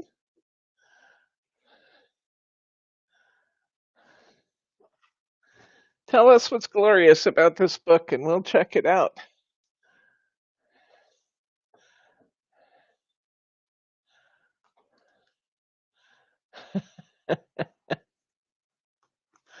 Okay, putting my topper on my card. Using my tape flags. Hi, Wanda. Welcome. Welcome, welcome. We are finishing up we've got one card well underway, and then we have two left, and we'll be finishing. Look at that. I had enough border. I don't even have to clip this one. I'm going to trim a tiny, tiny piece off because it looks like it's overlapping just a little, and I don't want it to overlap. That looks great. I'm going to just put my tape on the back of here and put it down. Thank you guys for all the wonderful compliments. I really wasn't fishing for them, but I always do love them. So thank you. We worked hard for our little business, and I'm very proud of the job we do. So it always makes me feel good to know that you guys appreciate it too, and that we're meeting our objectives. Oh, it's her son-in-law. Well, cool. Now, where can we get this book, Stephanie? Is it on Amazon, or where can we find it?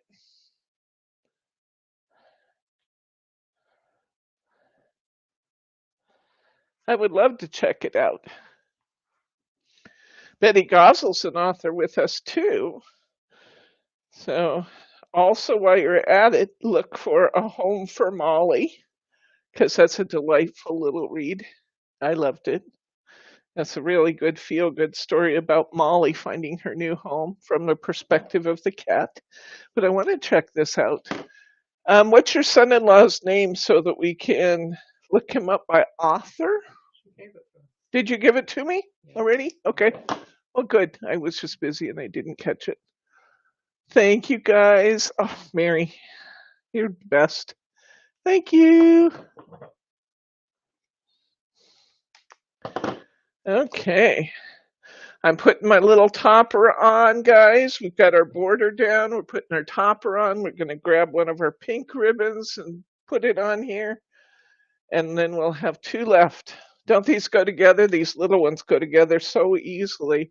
But man, they're beautiful, aren't they? Can you believe we're getting 7 cards from this kit? Oh my gosh. 7 cards. I'm looking for my phone while on my phone. Sometimes I scare myself too, Debbie. Oh, I love it. I'm so glad I'm not alone. Oh, shoot. That was funny, though. Oh, boy. Gotta laugh at yourself.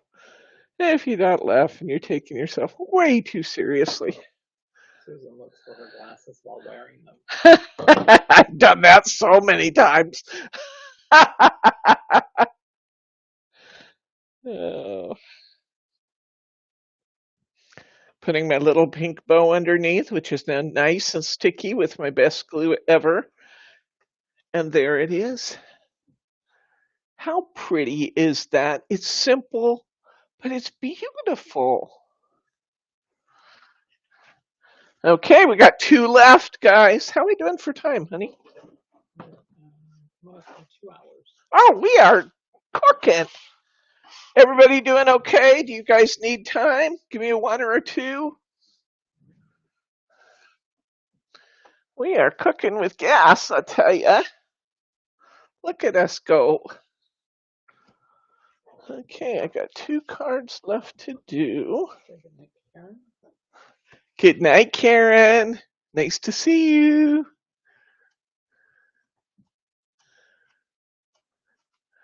Okay. All right, let's see. What cards do I have left? I have this one. I have 1 and 2. This one, which has this and this. This one,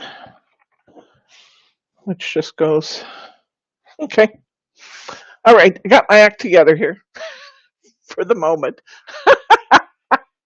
Okay, I'm gonna fold this in half. I'm going to put my cardstock directly to my card this time, because I want you to see that these are beautiful with or without mirror board. They're gorgeous with the mirror board. Come on, we all know that. But they are beautiful without too. And we're gonna pop our topper directly onto this card. You guys are so much fun. I love hanging out with you. Spending our Saturday together, our snowy Saturdays, with the exception of our friends in Arizona, where they're heat stricken. I was talking on the phone last night to a customer from Texas, Angela, and she was saying she was freezing. She said it was way, way too cold in Dallas. She lives in Dallas, so she doesn't have to put up with the cold, and it was way cold in Dallas last night. Trying not to freeze. It's cold most of the country. Like I've said before, we don't get a lot of adverse weather here in Oregon, and I got icicles hanging down from my gutters. I got snow. I had a hard time opening the shop door today. I had to kind of shimmy through because the snow is built up outside the door. So thank you, Judy, for giving me a number 1 so I know your status. Anybody else want to chime in? The 1 or a 2, you doing okay? Oh, terrible wrecks, huh, Ruth Ann? Gosh. Well, we've talked before about the fact that snow, even the threat of snow, paralyzes Portland, and it is genuinely. This is not just Portland paranoia. It is genuinely slippery out there right now because we have lots and lots and lots of ice. Lots of ice. It isn't when I lived east of the mountains. I used to live once upon a time, way before Bryce. I lived in Spokane, Washington, and then in Yakima, Washington, both of which are on the other side of the Cascade Mountains. And we got snow for 6 months, well, 5 months, starting in about mid-October and running through the month of March for sure, and sometimes a little more on the east side. And so I kind of got used to the snow, but over there it gets cold and it just stays cold. But we didn't get, one of the things you get in Spokane that's just weird is freezing fog. Now that stuff's treacherous because you can't always see it. You can't always see at all when you're driving in that stuff. So that gets bad, but mostly over there driving was easier in adverse conditions because it got cold and it stayed cold. Here, it doesn't. It gets above freezing, everything melts, and then it freezes back. And we get some hideous driving conditions with the ice. And that's what we have now. There are places in Oregon where they have an inch of ice on their branches and stuff. And so it's causing huge power outages and things all over the state because we have all those branches falling and knocking power lines down.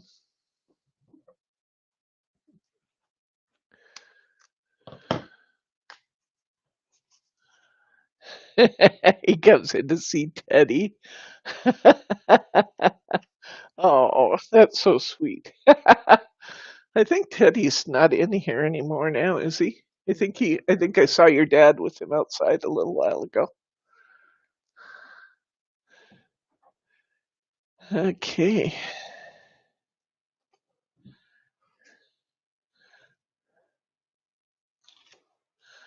I'll have to see snow and see how pretty it is and still have it be warm. I think you got to kind of make a choice there, you know.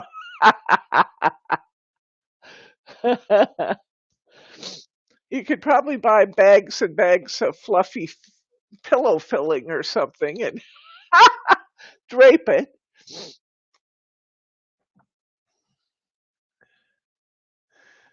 Uh, so a major arterial is closed down, Charma. We got a major arterial too. I-80 that runs along the Columbia River Gorge is closed for like 50 miles right now because of icy conditions. Yikes. Okay, we're putting our bird oval topper on this one, and we're putting our sentiment that says thinking of you at the top. The bird, the oval bird, the smaller one that's about 3.5, maybe 3 3/4 inches by 3 1/4 inches. My guess. It could be totally inaccurate, but that's my guess.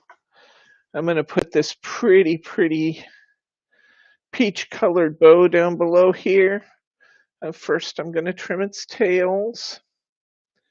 Make my little whale tails.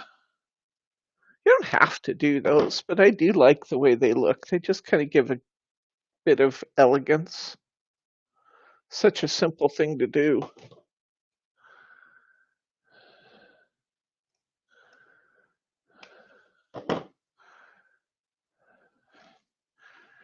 Yeah. So I give us a hard time over here because you get a threat of snowflakes and people start trying to head for the doors at work and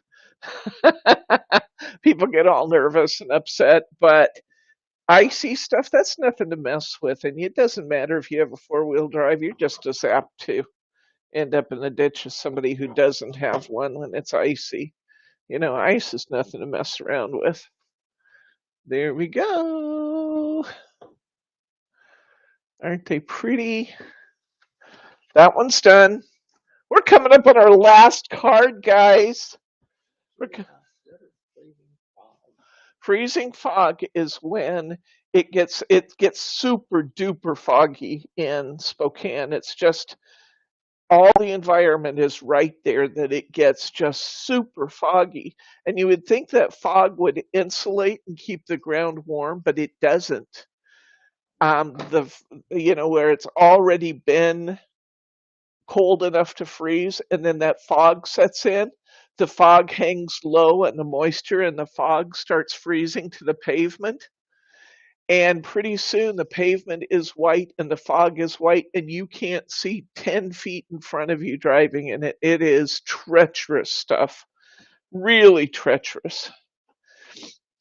One night when I lived there, I was working for a school system and I had transferred from Yakima to Spokane. I don't know how far those are apart now. I don't even remember. 2-3 hours apart. Yeah. I had transferred from Yakima to Spokane and I had to go back to Spokane to officiate graduation. And excuse me, I had to go back to Yakima. I was living in Spokane. I had to go back to Yakima for graduation. And I had promised to be there and they were counting on me to be there. So I headed out even though the road conditions were very, very bad. And I talked myself one exit at a time into getting there. I drive a little bit and I think, okay, and it's even worse when you're by yourself in the car, you know? And I drove a little bit and I thought, I'm going to go just to the next exit. If it's too bad, I'm going to turn around and go back, and I'll make other arrangements for graduation. So I talked myself into going just to the next exit. When I got to the next exit, I talked myself into going just to the next exit. It took me like, I don't know, 5 hours, 6 hours to make a 3 hour drive. But I made it there and I officiated graduation. But it was only due to the grace of God that I didn't end up in a ditch somewhere, because it was horrific, really, really bad conditions. I couldn't see at all. Okay. And it was probably foolhardy to even try it, but I did. I got there and got it done. Okay, we're going to trim this topper down to 3 7/8 by 5 5/8. Sometimes you have to look at these and see which side you want to trim off, what you're going to lose when you trim it off. It's hard because sometimes the pictures are really pretty and you don't want to lose any of it. I hate to cut off the butterflies. Okay. Yeah, freezing fog is just like the worst driving condition there is, in my opinion. Roberta mentioned black ice a minute ago too. That's bad news too.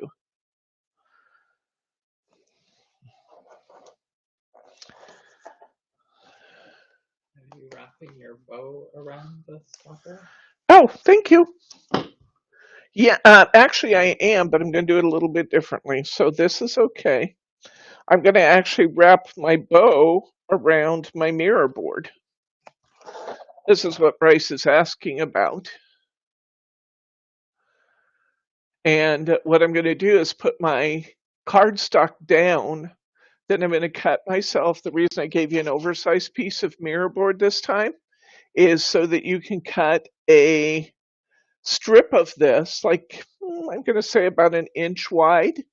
Use an inch wide strip, then put your ribbon down on top of that, wrap it around the mirror board, and then put it down so that you end up with this. Okay? So that's what we're doing. And thank you, honey, because there's been many times that I've sealed something down and then said, uh-oh. Thank you, Judy. Yes, Wanda, there are many times in my life God had the wheel. Truly. I used to live when I was younger. These are way back. I'm reaching way back now. When I first moved east of the mountains to Yakima, my family lived in Kelso, which was on the west side of the mountains at the foot of the mountain pass. And I was teaching slash running the school in Yakima, which was on the east side of the pass. And the worst weather I ever ran into making the drive back and forth. I wasn't living there, but I went often because my family was there and I wanted to see them, And so the worst weather I ever ran into making that drive back and forth was in April. And the law had required that I take the snow tires off the car. So I took them off when I was west of the mountains.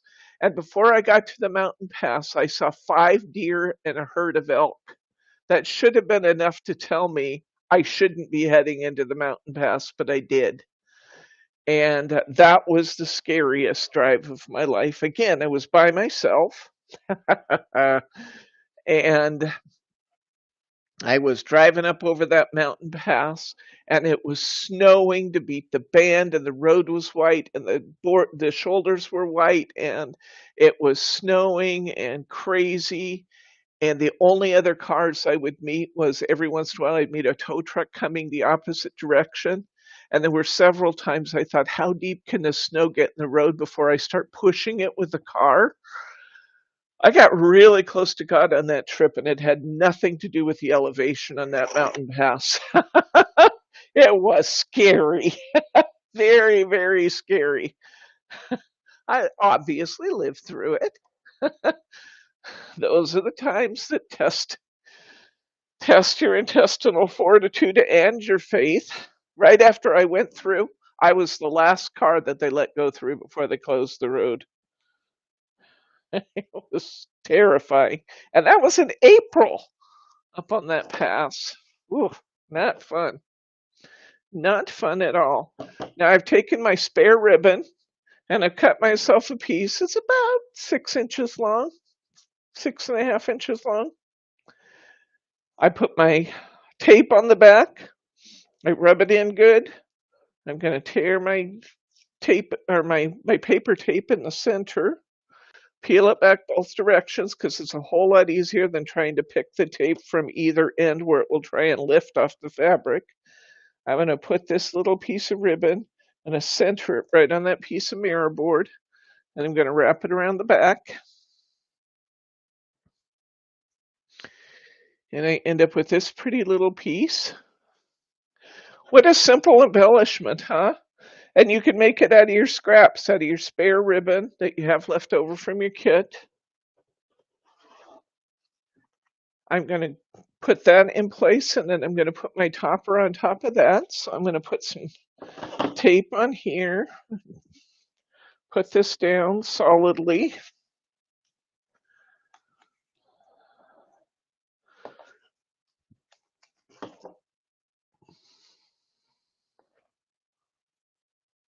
Oh, yeah. Black ice on the overpasses, that is truly a danger. You know, some people call Portland Bridge City. I know there's other bridge cities too, but Bridge City because we have like 7 bridges over the Columbia and Willamette River right in downtown. And that's what happens when the weather gets bad here too. We get ice on those overpasses that you just don't see. And then you add to that the fact that Portland drivers don't have a clue because we don't drive in this stuff very often. And we end up with disastrous driving conditions. My friend Lisa manages a tow company, and she says it's just crazy how many people get scared and just get out of their cars and walk away on the freeways, and they just abandon their cars everywhere, creating more of a hazard even for the people who are coming behind them. Portlanders just get out and walk off. So it's crazy.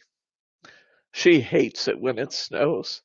I talked to her on Thursday night when it had just started snowing and said, "You got home okay? You're home safely?" She said, "Yes, but the next 3 days are really not going to be fun." Our snow should be going away by Monday afternoon. But in the meantime, my friend Lisa and her tow drivers are going to be very, very busy. She gets busy enough that sometimes she gets out, goes and jumps in a tow truck and starts towing cars herself. She maintains her operator's license just for times like these.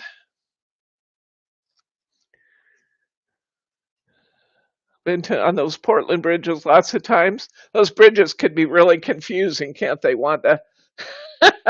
If you're in from out of town, I'm telling you, those bridges can just be a real challenge. When I first moved to Vancouver, which is just across the river from Portland on the Washington side, when I first moved to the greater Portland area and moved to Washington, my friend Mary was so excited to have me here, and she wanted me to get accustomed to driving in Portland. So she'd tell me I was going to meet her somewhere, and every single time she set up arrangements for us to meet, she took me over a different bridge in Portland, her directions did, so I would force to learn my way around the bridges, because that's one of the most challenging things about living here, is figuring out which bridge to take and where the different bridges are going to take you to. Oh, your daughter lives in Portland. Okay. So your daughter knows all about our current weather and our crazy drivers. She'll tell you I'm not exaggerating. Oh, she lives in Vancouver. Okay. That's where Brittany lives too, is in Vancouver. There we go, friends. That's number 7. Can you believe we made 7 cards? How many hours did it take, Kenny? 2 hours, 20 minutes. 2 hours and 20 minutes. We made 7 cards. And let us not forget, we made 7 cards out of 1 kit. 1 kit we used. Here's our creations. Let's see if I can get enough room here the way we've got this laid out today. 7 cards. Yep. 7 cards. 1 kit. Amazing. And that included a shaker card. Yep, we're pretty amazing.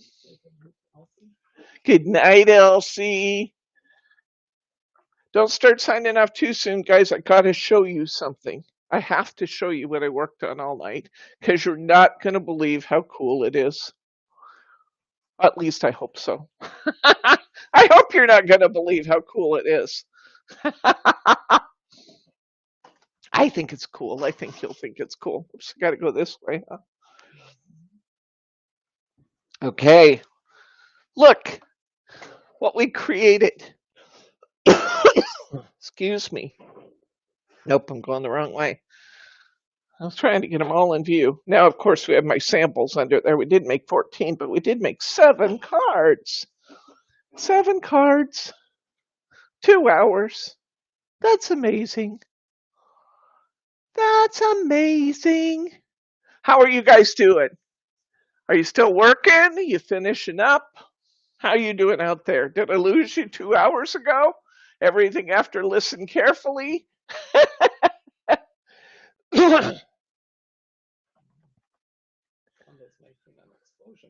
Yay! Fun, fun, fun. Beautiful. Let's move these out of the way. And let's look at what's new, shall we? Let's see. Well, I guess we just have to get right into them. Actually, I need to tell you I got good news and bad news. The good news is Beatrice Potter is done, and they're great. They're great. I love them. I mean, it's really easy to make special things when you have really, really good imagery to work with. So that's a good news. Beatrice Potter is done. Great. I love them. Bad news. I got so wrapped up in what I was making because these were such great fun to work with that we can't get them all done on a Thursday night. We just can't. There's no way because of what I made. Here's one. This one says, this is a pyramid card. It says, get well soon at the bottom. I lined it. This is when Mrs. Potter is handing out the little garments. She happens to be handing them to the bunnies right here. 2, this is a layered gatefold card. Here she is. Oh, she's so beautiful. Mrs. Potter. Beatrice Potter. I thought it was Mrs. Tiggy Winkle. This is Tiggy Winkle. I'm sorry. Beatrice Potter's the artist. Mrs. Tiggy Winkle, you are right. We can't get them done on a Saturday. So I'm going to move these out to a week from Saturday. We're still going to do the bow class next Saturday. I'm going to move these out to a week from Saturday because we don't want to be rushed putting these together. They're just fabulous, and we don't want to rush them. So here's the one you saw before. Oh, this, she's ironing and washing. I put a liner in this one.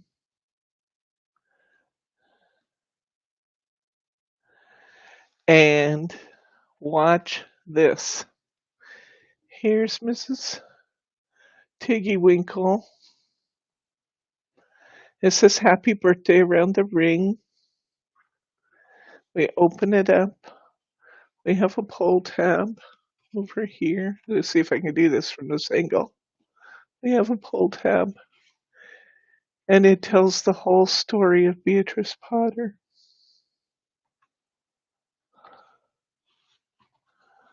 A waterfall inside the card.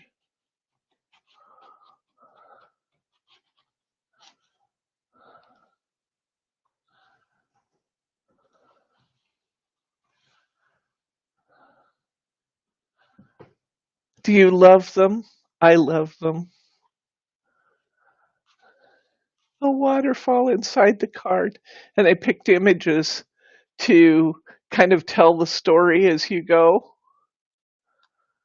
Oh, I love them.